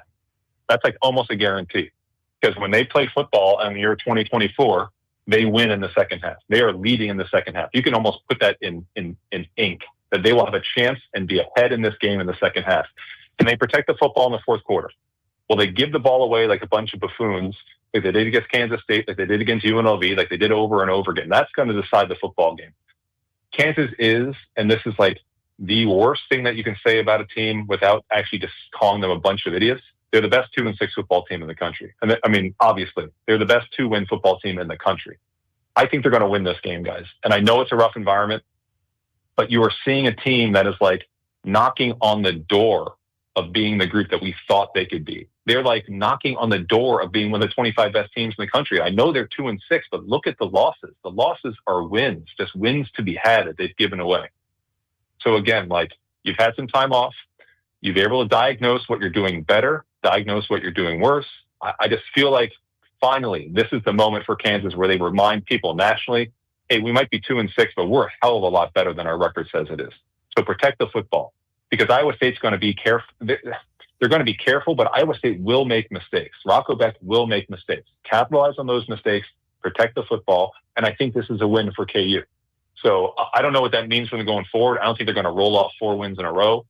But I think people on a national basis need to stop looking at Kansas and say, same old Kansas. Because I think there's an aspect of that when people are evaluating the Jayhawks is, well, that was fun. Now they're back to being Kansas again. Watch this team, as you guys have, and you recognize this is not old Kansas. This is an aberration season. They're a lot better than their record. And I think if they protect the football, they're going to win this football game. And that would be huge for them. It really would, because it would build momentum even at 5-7. It'll build momentum going into the winter for these guys. Paul, I don't know how familiar you are with United States legal code and our justice system and all of that, but do you think I could file a lawsuit against KU if the offensive coaching staff only gives Devin Neal 13 carries again? Because I'm strongly considering it. That's a class action lawsuit right there. That's all I know. I've seen enough movies to know that's a class action lawsuit. Let's all bring it together. Let's bring it together, and we don't want any money. We just want to make sure he gets 20 touches a game. I mean, my gosh, give the guy the ball 20 times a game, 25 times. Hey, let's give him 40 times a game. If they gave him 40 times a game, he wouldn't be able to play next Saturday, but they'd probably put up 225 yards. So, yeah, let's get started on that. If I know anything about America and our legal system, there is a lawyer out there somewhere who will take this case. If you are listening right now, call the station and let's get this thing started. We don't want money. We just want Devin Neal to touch the football 15-plus times. Please. Justice for Devin Neal. I think that's something we can all get behind here on 580 Sports Talk. Paul Myerberg joining us for the Big 12 football breakdown here on the Fleming Place Wine and Spirits hotline. We talked about a big picture Big 12 question earlier on the show today, and I want to get your thoughts on this. Of the teams that are going through disappointing seasons, the 4 teams that were ranked to start the year that are going to struggle for bowl eligibility, Oklahoma State, Utah, Arizona, and Kansas. Which of those schools do you think is having the kind of year that sets off the loudest alarm bells? Because some of these schools, it might be a blip, but some of these schools, it might be a sign of a bit of a decline or a worrying trend. Which of those 4 teams are you the most concerned about because of what you've seen from them this season? Yeah, I think this question, it's a really great question. And I think probably I would have answered it differently in like each of the last few weeks, right? Utah because of injuries, KU because I can't close. I think it's Oklahoma State. And what I'm seeing, and also what I'm hearing from a colleague of mine about Oklahoma State, is that there's complete disarray. There's disarray in terms of when you hear Mike Gundy say, like he did this past week, I didn't really agree with our game plan. That, to me, sets off warning bells in a big way. Because if you guys know, like how this works is on Sunday, you review the previous week, and then you as a staff begin to approach your next opponent. And on Monday and Tuesday, you solidify your game plan. And on Wednesday, Thursday, Friday, you consistently meet. And on Friday or Saturday morning, your head coach signs off on that game plan. So for Mike Gundy then on Sunday to say, I didn't really agree with it, that's really concerning to me. It's concerning because they're schematically way behind. They have not evolved. Talent-wise, they are not good. They're just not a talented football team. And what he had done so well in the past with hiring coaches, the Jim Knowles, the Yursiches, all those guys, he's clearly missed the mark again and again and again with his coordinators and his assistants. So there's just not a lot of brain power there. So I'm looking at Oklahoma State, and my colleague thinks this is it for Gundy. I don't know if that's the case. But what you're seeing on the field and off is a program in disarray. And I don't think an offseason is going to fix that unless he goes and hires 6 or 7 new assistant coaches and reboots the whole thing. Knowing Gundy, that's probably unlikely. So, yeah, they are in the doghouse in a big way, not just in last place in the standings, but they're a program that has no direction, no identity. And to me, barring that major offseason change, no hope going into next season because they just seem lost. And you're seeing that reflected on the field, and what you're hearing off the field really paints a picture of a program that has no idea what it's doing and no idea how to fix this. And that's weird. If we know Gundy, he's always had the answer. He does not have an answer right now. What, you mean getting up on the podium and telling all of the fans critical of being 0-6 in the Big 12 that y'all smell like broke was a bad idea? Yeah, I mean, and that's like the 3rd or 4th stupid thing he said all season. And we've gotten used to Gundy being a dum-dum and doing things that might not agree with how you believe a leader of young men should act. But he's consistently put his foot in his mouth over and over again. And I'm just wondering, sabotage? Is he just disillusioned? Is he uninvested in it? But that's just such a dumb thing to say that it shows a guy who has no answers and has no idea what to say. He's just saying what pops into his head. And he's never been in this spot since his early couple seasons. So maybe he doesn't know how to react. But yeah, that's a warning sign. That's an example of a program that doesn't know what it's doing and a coach who has lost his touch as a leader. All right, Paul, last thing here real quick. Let's get to our dumpster juice pick of the week. It's not an abysmal slate this week, so there's 3 reasons why we're going to go with New Mexico versus San Diego State on Friday night. 1, both teams are 3-6. They're not very good. 2, late night Friday night on the beach. You know it's going to get weird. And 3, Petros Papadakis is on the call, so it's really a dumpster juice game for us. Who you got? Okay. Yeah, that when Petros is on the call, you got to tune in. He's a dumpster fire announcer for a dumpster fire game, so I'm totally on board with that. San Diego State is like the most boring team in the country. They hired Sean Lewis, who is an offensive genius, quote unquote, and they're still dull as hell. So I'm taking New Mexico in this one. San Diego State, it's weird. Like they have built-in advantages. They want to go into a new stadium and have success, and there's just nothing there. They're flatlining. So let's take the Lobos. I'm a big Bronco Mendenhall guy. He's going to win there at some point. Why not continue to win on Saturday and make a push for 6-6? Paul Myerberg joins us every Thursday for the Big 12 football breakdown here on 580 Sports Talk. Paul, enjoy the games this week. We'll talk to you next week. Thanks, guys. Talk to you soon. That is Paul Myerberg. We'll take a break, come back, wrap up the 4 o'clock hour, 580 Sports Talk next.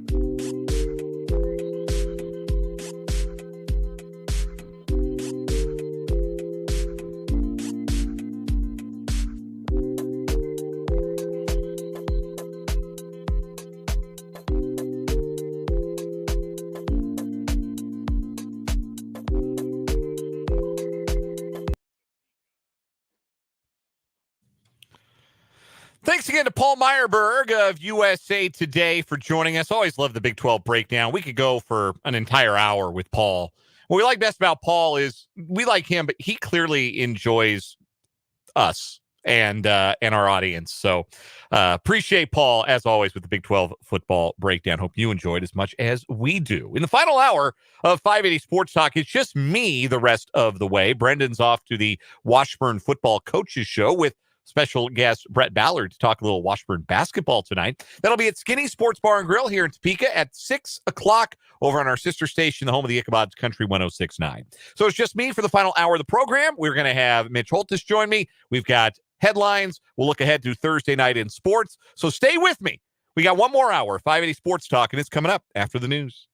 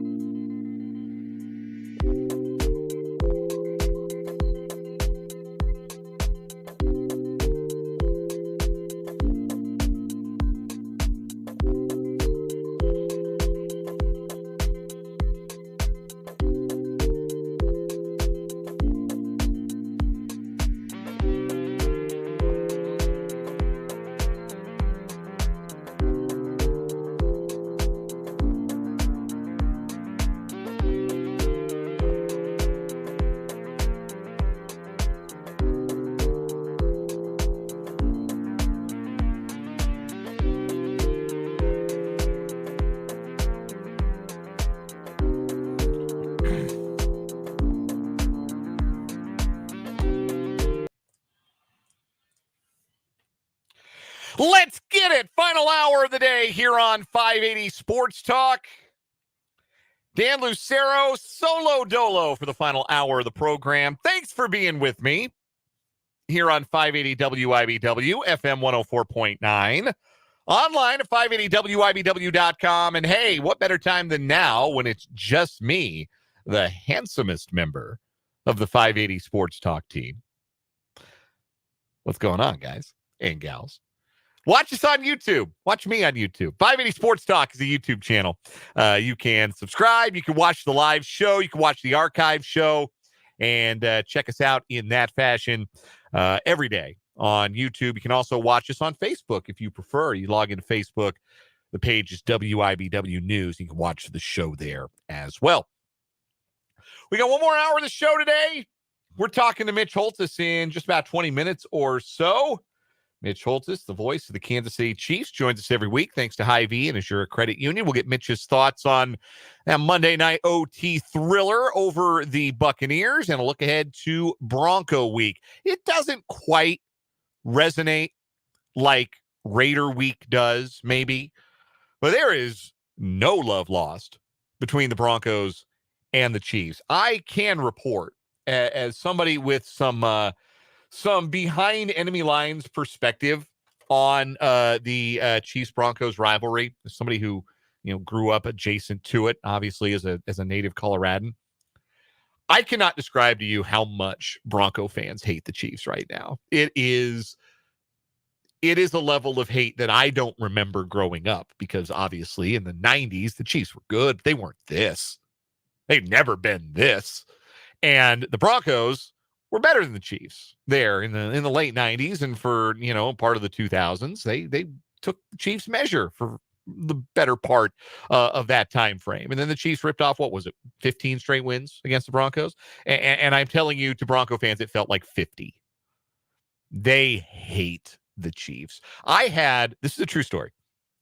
So growing up, I had a Spanish teacher in middle school, Senora Lawson, and she was a Chiefs fan. I don't know how she came to be a Chiefs fan. That part of the story has long since been lost to memory. But I distinctly remember this. Senora Lawson was a Chiefs fan. Like, anywhere she could get red and yellow color into her classroom or anything like that, she was about it. She was a big Chiefs fan. This is how big a Chiefs fan she was. So the Bronco quarterback at the time, a gentleman by the name of John Elway, you may remember him. He had a bunch of car dealerships in the Denver area, and Senora Lawson bought a car from a John Elway dealership. And before she drove it off the lot, she drove up to the sales rep or whoever it was and said, "I'm going to need you to get that badge that says John Elway off my car. I'm a Chiefs fan. I can't be driving around with John Elway's name on my car." That is a 100% true story. So, yeah, Chiefs Broncos may not resonate like Chiefs Raiders, or frankly like Broncos Raiders, but there is zero love lost between the Chiefs and the Broncos, and Mitch will get us fired up appropriately for Bronco week here. You'll, of course, be able to hear that game between the Broncos and the Chiefs on Sunday afternoon right here on 580 WIBW with a morning pregame show. It's the rare, these days, noon kickoff for the Chiefs. 11 a.m. pregame, 12 o'clock kick from Arrowhead Stadium. The Chiefs Radio Network right here on 580 WIBW, FM 104.9.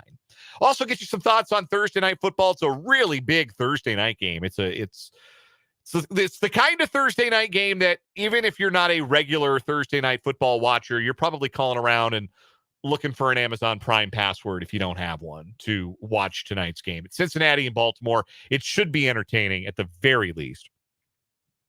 Some big injury news in that one. We'll pass that along. Couple of college football games tonight. K-State women's basketball tonight. Maybe you remember listening to the show yesterday, if indeed you did, and I said, hey, we got K-State basketball coming up next. No, I lied. I was lying to you, and I'm sorry. I wasn't doing it on purpose. I was lying. K-State women play tonight at Bramlage Coliseum against Belmont, a 6:30 tip. 6 o'clock pregame right here on 580 WIBW, FM 104.9. I got a little momentary dyslexia looking at my calendar. The Chris Kleiman show was last night. That was the K-State related programming that was on our airwaves last night. Tonight, K-State women, number 13 team in the country, taking on the Bruins of Belmont. But we start this final hour of the show the way we start the final hour of every show, with our 580 Sports Talk headlines. Let's dive right into the Thursday participation and injury report for the Chiefs and the Broncos as they prepare for the matchup on Sunday. 2 players, DNPs for the Chiefs today, Juju Smith-Schuster and Tershawn Turk Wharton, did not practice for a second consecutive day. Juju dealing with the hamstring injury that has forced him to miss the last 2 games. Turk Wharton dinged his knee against the against the Buccaneers. You might remember, I don't remember the exact nature of the play. I just remember that he and George Karlaftis collided and both stayed down after the play. Now, both returned to the game, but Wharton clearly still struggling with something, and his knee injury has been enough to cause him to miss practice each of the last 2 days. Mecole Hardman was limited in practice, dealing with knee and shoulder injuries. Remember, he landed hard on his shoulder after that 30-yard kickoff return on Monday night, so still dealing with that. Mecole Hardman limited for a second straight day. Everybody else a full participant. That was an upgrade for Kareem Hunt, who was limited with a quad injury on Wednesday, and for the aforementioned George Karlaftis, who was dealing with an abdomen injury and was limited Wednesday. Both Hunt and Karlaftis practiced in full today. It was a second straight day of full practice for Mike Dana, Nazeeh Johnson, Derek Nottie, and crucially, Patrick Mahomes still has not been limited in practice with that ankle tweak he suffered in the third quarter. We never really talked about that on Tuesday's show in the course of talking about that Chiefs victory, because it ended up not really meaning anything to the game, and Mahomes came right back. There was nothing wrong with Mahomes, at least not anything wrong enough to cause him to miss any time. But man, they had to help him across the field. He went down, he did not get up right away, and they had to help him across the field. And in that moment, you could feel the tension wash over the Chiefs' kingdom. You could feel it. You could have gone outside into the open air and you could have reached out and touched it. That's how thick the tension was in that moment. And of course, Mahomes ended up being fine because he's the most flexible person alive. Like, maybe he missed his calling. Maybe he should have been a gymnast or something. His flexibility is remarkable. He probably could have won a gold medal in gymnastics. I don't know that there's anything I would bet against Patrick Mahomes being able to do. But thankfully, he was fine and has still been a full participant in practice each of the first 2 days of this week. So that's the Chiefs injury report. Pretty clean report for the Broncos. Everybody available to them is a full participant except for linebacker Drew Sanders, coming off an Achilles injury.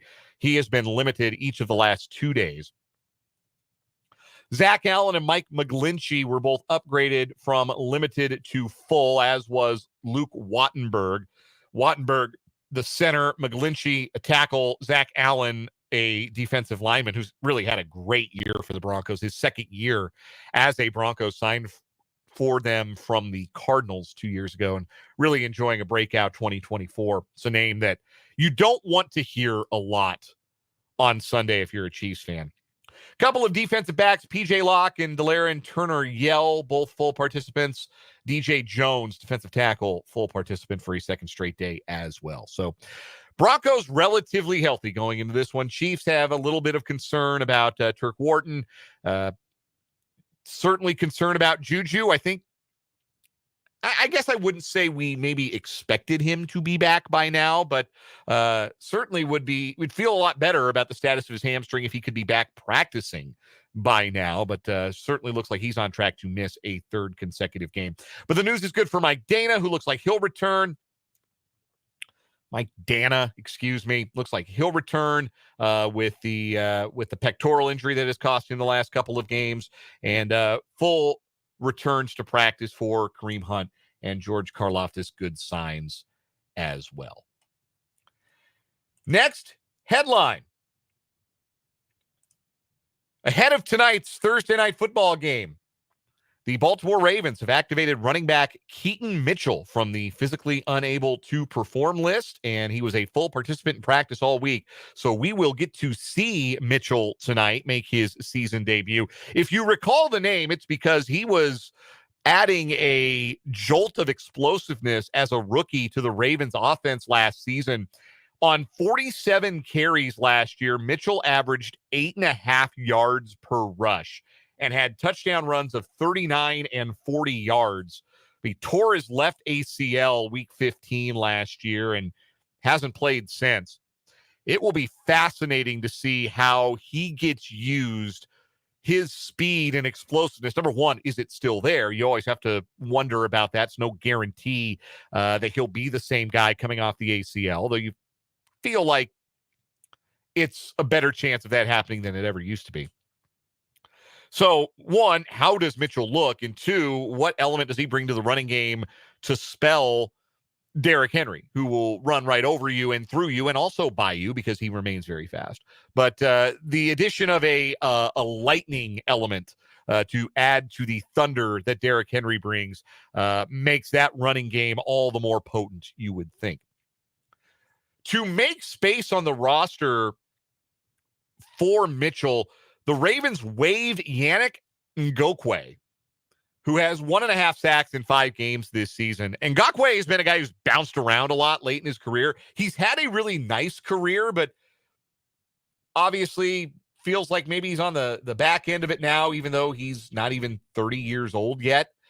He has been all over the place in recent years. First 4 years in Jacksonville.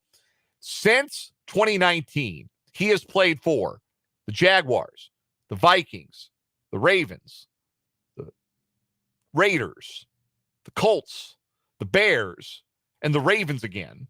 That's 6 different teams since 2019. And I wouldn't bet against him finding a new team. I would think there might be some teams interested, especially if there are some teams who are down a pass rusher, maybe due to injury, and they're looking for a veteran guy to be a 3-4 edge rusher, stand-up pass rusher on third down, that kind of thing. I don't think that's the end of his career by any stretch of the imagination, but I remember there was a lot of talk back in the preseason, some of it on this radio program from yours truly, that, man, the Ravens, the Chiefs ought to consider signing Yannick Ngakoue, and they did not, and it was the Ravens who got him instead, and now they are releasing him to make room for Keaton Mitchell on the roster. Another NFL headline here on our 580 Sports Talk headlines. Carolina Panthers today agreeing to terms on a 4-year contract extension with running back Chuba Hubbard. 4 years, $33 million, $37.2 million maximum value, $15 million in new guaranteed money. Hubbard, the former Oklahoma State Cowboy, 5th in the NFL in rushing and 10th in rushing first downs. He has a team-leading 6 touchdowns. It was a 4th-round pick back in 2021 after a good career at Oklahoma State. You probably haven't paid too much attention to Chuba Hubbard unless you're like an avid fantasy league player and maybe claimed him on waivers and he's been good for you. But yeah, there's not much reason to pay attention to the Panthers, really. But he's having a very nice year. Scored the winning touchdown in their game against the Saints on Sunday, and now he gets rewarded with a 4-year contract extension. One final headline, this one from the world of college football. You can cross Billy Napier at Florida off the list of coaches on the hot seat.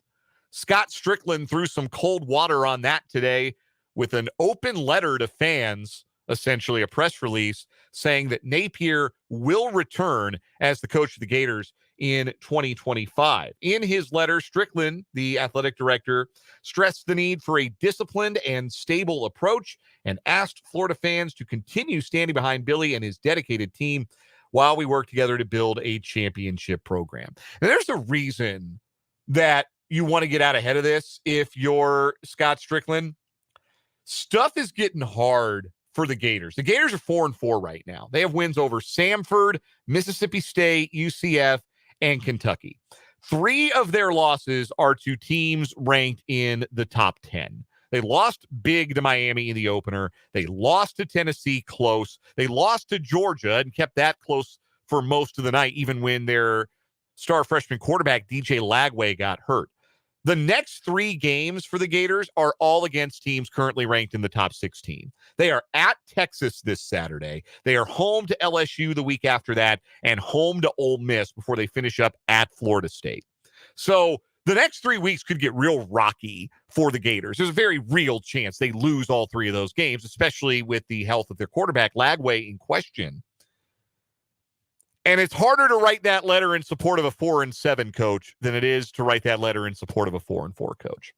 Apparently, the thought process behind it from the Florida perspective is that most of their NIL money, this is according to Pete Thamel of ESPN, most of the NIL money that the Gators have given out for their football program is invested in young guys, freshmen and sophomores, and they want to keep that core group together. And Napier in particular has a good relationship with Lagway, the quarterback, who is, again, just a freshman. So I understand the thought process. You've invested. Your boosters, your donors have invested in the NIL space in this group, which means that they are heavily invested in this coach. But he's 15 and 18, and the standard of Florida football, it used to be higher. I don't know if you remember. The standard used to be a little higher at Florida than 500. And it's going to get worse in the short term before it gets better because, again, they're a really young team and they've got a murderer's row of a schedule. I said they played 3 top 16 teams the next 3 weeks. They just played Georgia. So it's a tough spell. And I totally understand Strickland's thinking behind going ahead and standing behind the head coach now before it gets any uglier the next 3 weeks, because it very well might. But that is one job, one major college football job that will not be coming open this offseason.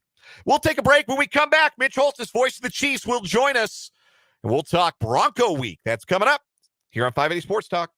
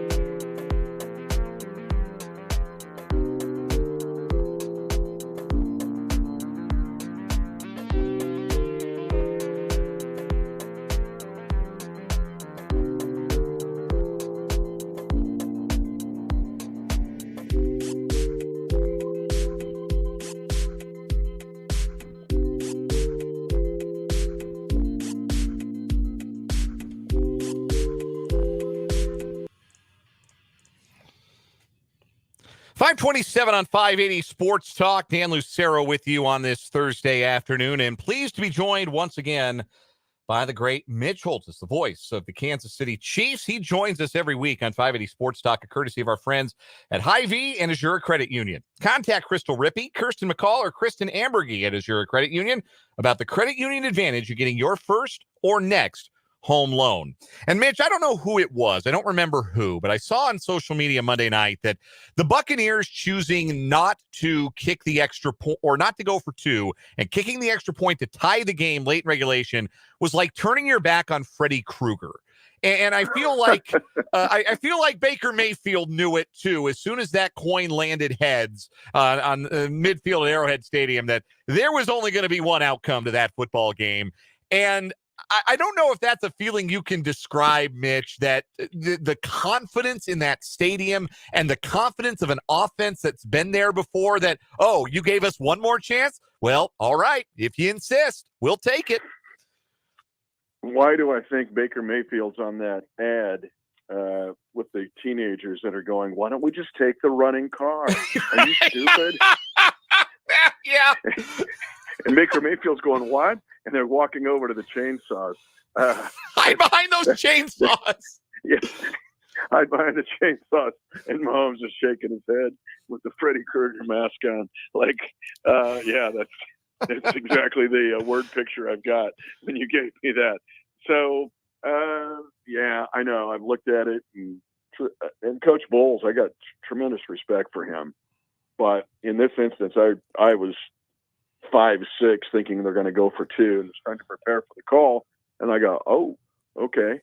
Now we could sit here and talk about why and why not. I mean, there's still 27 seconds and 3 timeouts. The Chiefs weren't super aggressive when they got the ball back. They were kind of playing for overtime as well. But if they were down one, the 2-point conversion worked. You knew the Chiefs were going to try to go into whole Buffalo 13-second Kelsey mode and try to get a 60-yard field goal to win it. But I mean, hey, take it, run with it. Short week, hard game Monday. The key matter here to me is this Denver game and the fact of going on a short week against a very much improved Denver team. And there's plenty of challenges there.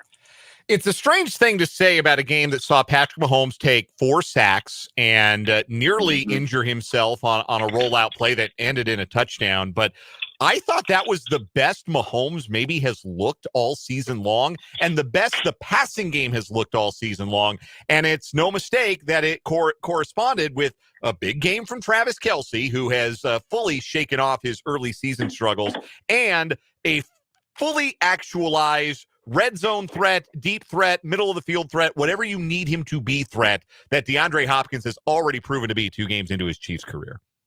Crazy 50 or 35-yard catch, D-Hop, as I said, in between a 3-ring circus. That was going to the, I don't know, Kansas State Fair or going to Worlds of Fun and trying to catch a pass with the roller coaster going downhill. I mean, that play was the high degree of difficulty on that one. And I've got your stats of the night, not just stat of the night, but stats of the night that deal with this. If you want to save them, we can, but it accentuates what you're trying to say.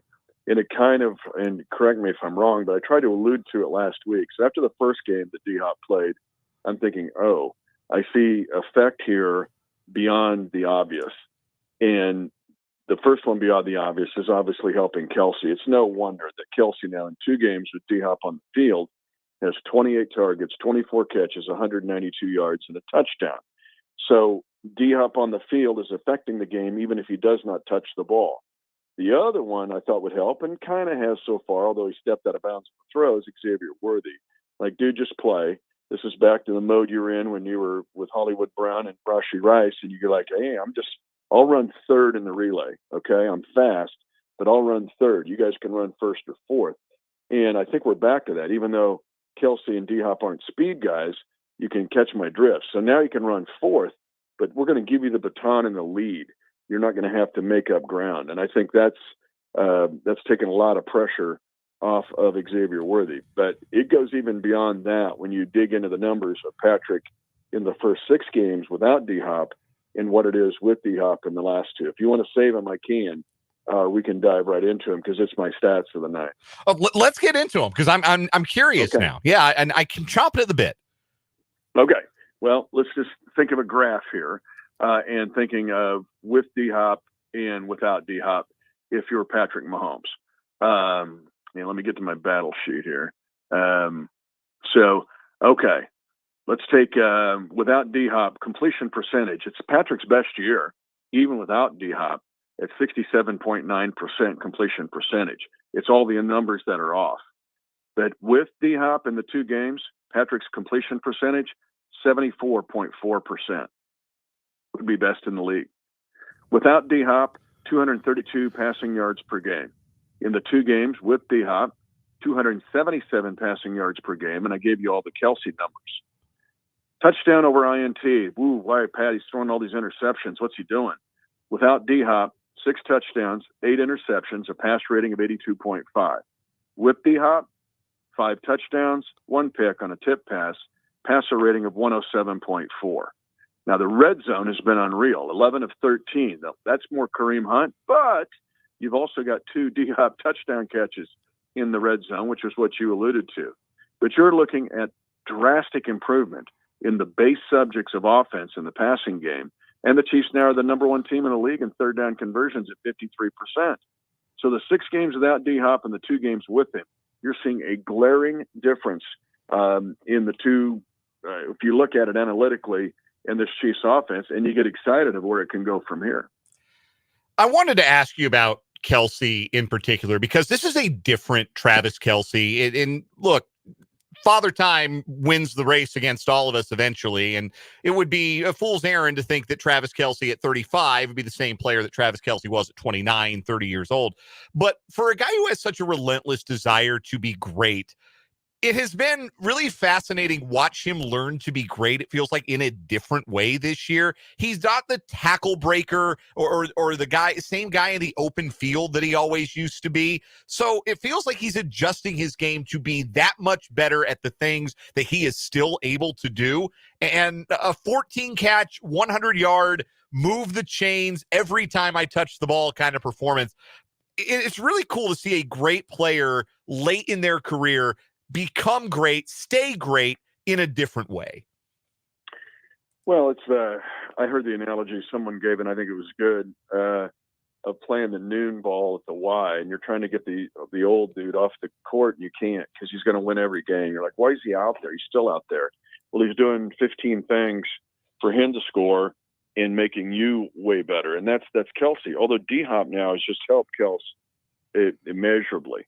And we're going back to we weren't seeing a lot of this early in the year, where Kelsey is the single side split end receiver, where the Chiefs would be either 2-by-1 or 3-by-1. You'll hear me describe it during the game. But Kelsey is the single side receiver, opposite of D-Hop.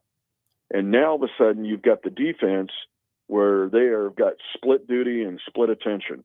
And the fact that Kelsey still, where he's at in his career, and Monday night you're going to have I'm going to listen to the Chiefs Kingdom show because Kelsey's going to be with me.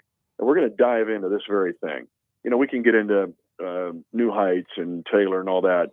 I really want to go into what you're talking about, of like adjusting your game and figuring this out. And I'll just give you the ghastly number of snaps that T. Kelsey has played. But we're seeing Andy Reid going back to like, okay, let me use Kelsey in this manner because I can, because it goes back to DeAndre Hopkins being on the field at the same time. Mitch Holthus is our guest, the voice of the Kansas City Chiefs. He joins us every week on 580 Sports Talk. Thanks to our friends at Hy-Vee and Azura Credit Union. Well, Mitch, it's Bronco week. And I was saying earlier that maybe Bronco week doesn't roll off the tongue or mean what Raider week means, but no love lost between the Chiefs and the Broncos. And with the Broncos finally breaking that long losing streak against the Chiefs last season, maybe that brought a bit of a spark and a sizzle back to this old school AFL rivalry. As we look ahead to this version of the Broncos, 5-4 coming off of a one-sided loss at Baltimore, what is most impressive to you about the Broncos and what makes them the biggest threat to the Chiefs on Sunday? Playoff caliber defense at all 3 levels. My thesis in prepping for this game, what concerns me the most is just an overall aura of this game. One less day to prepare if you're the Chiefs. Now, it helps to have a home game. Still, 24 hours less, and you played overtime. You played 5 more minutes of overtime. Does that make a difference? Yes, it does. That's a pitcher in baseball, and you're stretching him out, fouling pitches off, getting his pitch count up to 110 instead of leaving the game with 90 pitches. What does that do to his next start? And the Chiefs are in this mode this week of trying to rejuvenate and recover and repair and get everybody ready to go. That is, to me, the kind of the biggest issue, I think. Secondly, though, would be that defense. It's a playoff caliber defense. If you look at what they do, the biggest part of this game, the key to the game, really for both teams, is the old football cliche and vernacular, staying ahead of the chains. Now, staying ahead of the chains is important in any game. You got Seaman in the playoffs tomorrow night. All right, it's going to be important for them to do that. But in the NFL or in college or high school, it's more important against certain teams than others because Denver is so good defensively when they get you behind the chains. Here's another big number of the night. If you get to 2nd or 3rd and 11 against this team, Denver is only allowed 2 conversions in 37 attempts in the first 9 games of the year at 3rd and 10 or more. And both of those were scramble runs.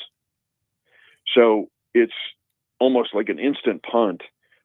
So here's how Denver does it. You ask, here's the answer. They'll do it by sacks. They're 2nd in the league with 31 sacks. Tackles for losses. They're super aggressive. Both interior with guys like Zach Allen. They got John Franklin Myers in the offseason. Nick Bonito's having a big year for them. Cooper's having a big year. Sacks, tackles for losses. Now you're behind the chains. Here's another one that people don't think about. The Denver Broncos have drawn the 3rd most penalties against their opponent of any team in the league. So, do they bite you, pinch you, pull you, tug you, try to get you? Oh, the second guy gets caught. A little bit. I'm not casting aspersions on them. They're aggressive on the outside. Now you hold. Now you got 1st and 20. You're in real trouble against this team if you're in 1st and 20 or 2nd and 13 or 3rd and 11. So that to me is the biggest key to this game, and that's what concerns me the most. That and lack of recovery time. I mean, you're losing more than 24 hours of time to prep for this game. And I'll give you another one. I hope it's going to be okay, but this is just me. But KU's playing Iowa State at 2:30 in the afternoon. Mm-hmm. We have a rare noon game. Like, we haven't played at noon for forever in a home game. Well, we're going to have people up all night repairing divots of, like, you out at Topeka Country Club hacking out divots and somebody's following you putting the sand down. Like, it's going to be all night of that. So what does that do to the I don't know, but it's real. Because when KU said that they were going to play 4 games at Arrowhead, the immediate thing was like, okay, what are we doing on that same weekend? This is the only weekend where it's a Saturday, Sunday clipped together or put together. But it's a 2:30 to a noon start. So to me, that's interesting as well. MVP awards, to be sure, game balls to be handed out if that field holds up to the groundskeeping staff there. That and our athletic training staff. Rick Burkholter, Tiffany Morton's amazing. So is Julie Freimeyer. I saw them today. They pull all-nighters. These short weeks, and it's not as bad as a Thursday game, like a Sunday, Thursday, but what they do to get these athletes ready is crazy. And they have the burden. Also nutrition, trying to get as much sleep as you can. Andy Reid tries to adjust schedules to make it just right, but you have to get teams ready to go. Even it's again, not as bad as a Sunday, Thursday, which is almost impossible, but even a more than 24 hours less to prep against a good defense like this and a good team that could make the playoffs is a real challenge. If the Chiefs win this game, they'll earn it. It is a rare noon kickoff at Arrowhead for the Chiefs against the Denver Broncos on Sunday. You can catch it right here on 580 WIBW and FM 104.9. Pregame coverage at 11 a.m. and that noon kickoff with the Chiefs Radio Network crew, Josh Klingler, Danon Hughes, and, of course, the great Mitch Holthus, who joins us, a courtesy of Hy-Vee and Azure Credit Union on 580 Sports Talk. Mitch, have a great call. We'll talk to you again next week. You and have a great call in the playoffs. My favorite time of year, high school Kansas football playoffs. I don't care if it's 6-man to 6A. I love every one of these games. I follow every class and every game. So cool. Go get them. Hey, thank you very much, Mitch. I appreciate it. We'll talk to you next week. You bet. That is Mitch Holthus. We'll take a break, come back, and preview Thursday night on the sports scene as we continue on this edition of 580 Sports Talk.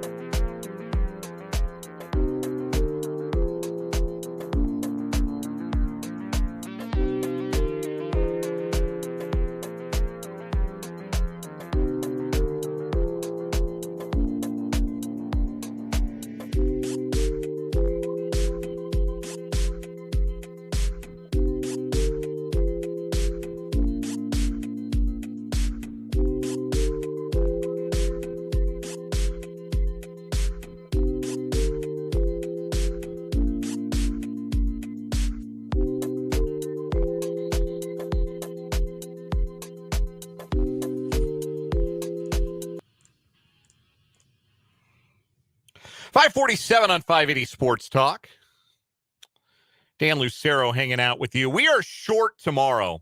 Only 1 hour of 580 Sports Talk tomorrow. We have got quite the 4 days of sports here on the Alpha Media Topeka family of stations here on 580 WIBW. Starts tonight with K-State women's basketball. K-State women taking on Belmont. Pregame at 6 o'clock from Bramlage Coliseum on the K-State Sports Network, and the tip-off at 6:30. Following that, tape-delayed version of the Jerome Tang Show, first edition of the Jerome Tang Show this season from the K-State Sports Network. Tomorrow, Washburn men's and women's basketball officially opening up their season. The Washburn men are at Municipal Auditorium. They are taking on Southwest Minnesota State, they are taking on Sioux Falls. The women are playing Southwest Minnesota State. My mistake. Washburn men play Sioux Falls. That is a 3 o'clock tip, 2:45 pregame over on Country 106.9, your home for the Ichabods. While that is going on, the Washburn women up at St. Cloud State will be taking on Southwest Minnesota State with a 4 o'clock tip. That game's going to be right here. You'll hear Spencer Dupuis on the call here on 580 WIBW. So we'll do an hour of sports talk tomorrow. We'll preview Chiefs Broncos. We'll talk to Matt Derrick, and then we will send it up north to St. Cloud, Minnesota with Spencer Dupuis. He will call the action as the Washburn women take on Southwest Minnesota State. We'll take that up to 6 o'clock, then the 580 Preps Coaches Club, then regional playoff football here on 580 WIBW. 580 Preps playoff football action brings us back to North Topeka as Seaman plays Valley Center. Kickoff at 7 o'clock. Myself and Greg Akagi on the call on Friday night, followed by the Kansas High School Football Scoreboard Show with full scores and recaps from the regional round. Then Saturday's another busy day. Washburn football at home against UCO. And that game will be on Country 106.9, pregame at 12:30, kickoff at 1 o'clock. Washburn women's basketball will follow immediately. They'll be playing St. Cloud State. That game will tip at 4 and be joined in progress. The Washburn men, their game against the number 1 team in the country, Minnesota State, will tip off at 3 o'clock at Municipal Auditorium. I'll be on the call.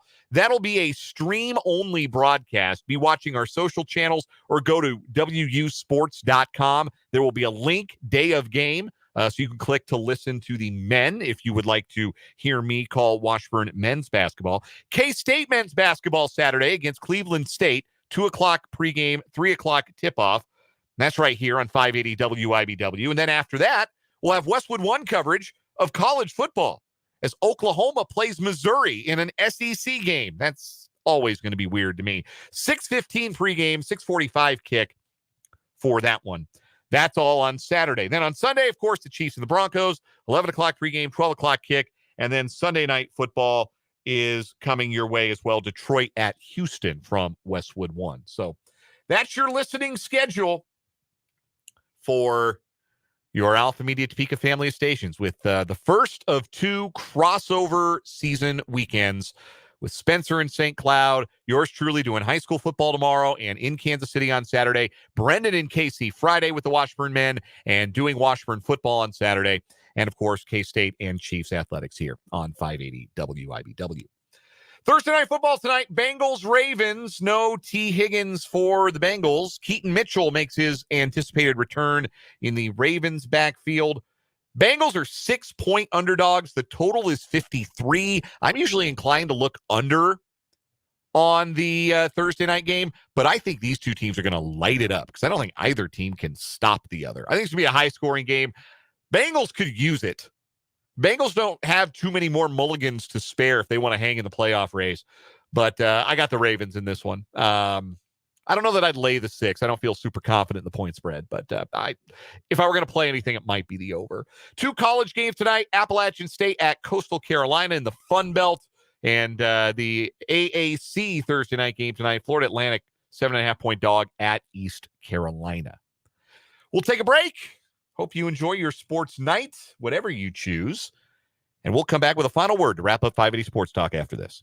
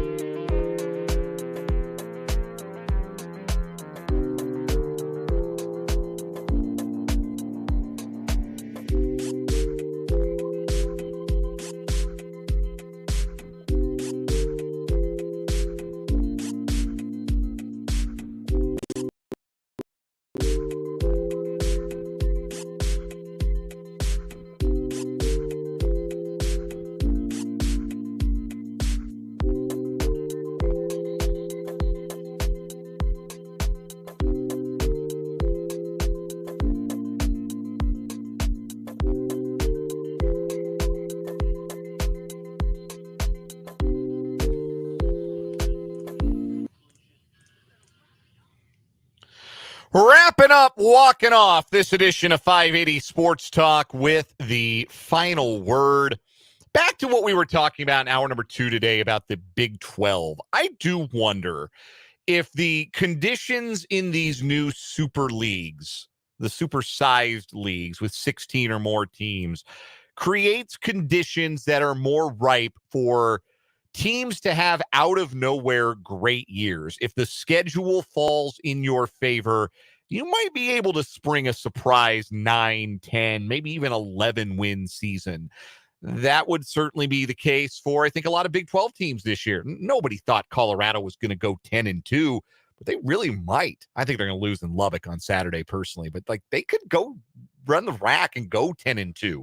BYU obviously has been a huge surprise this year, but what do those schools have in common? They haven't played each other for one, but also the other really good teams in the Big 12. The only team that's playing all the other good teams in the Big 12 is Kansas State, and they end up having to go play them all on the road, which is a tough draw in the schedule and create conditions for disappointing years for teams in the league. So I will be fascinated to watch as things go on, as time goes by, whether or not that those seasons that look like blips on the radar, out of character winning or losing seasons, are those schools able to stack those, or is it really just going to come down to who you play in a given year without a lot of really protected games year in, year out? Remember, there aren't many protected rivalries. Farmageddon didn't even get protected, for God's sake. We're going to go a year without Farmageddon. How stupid is that?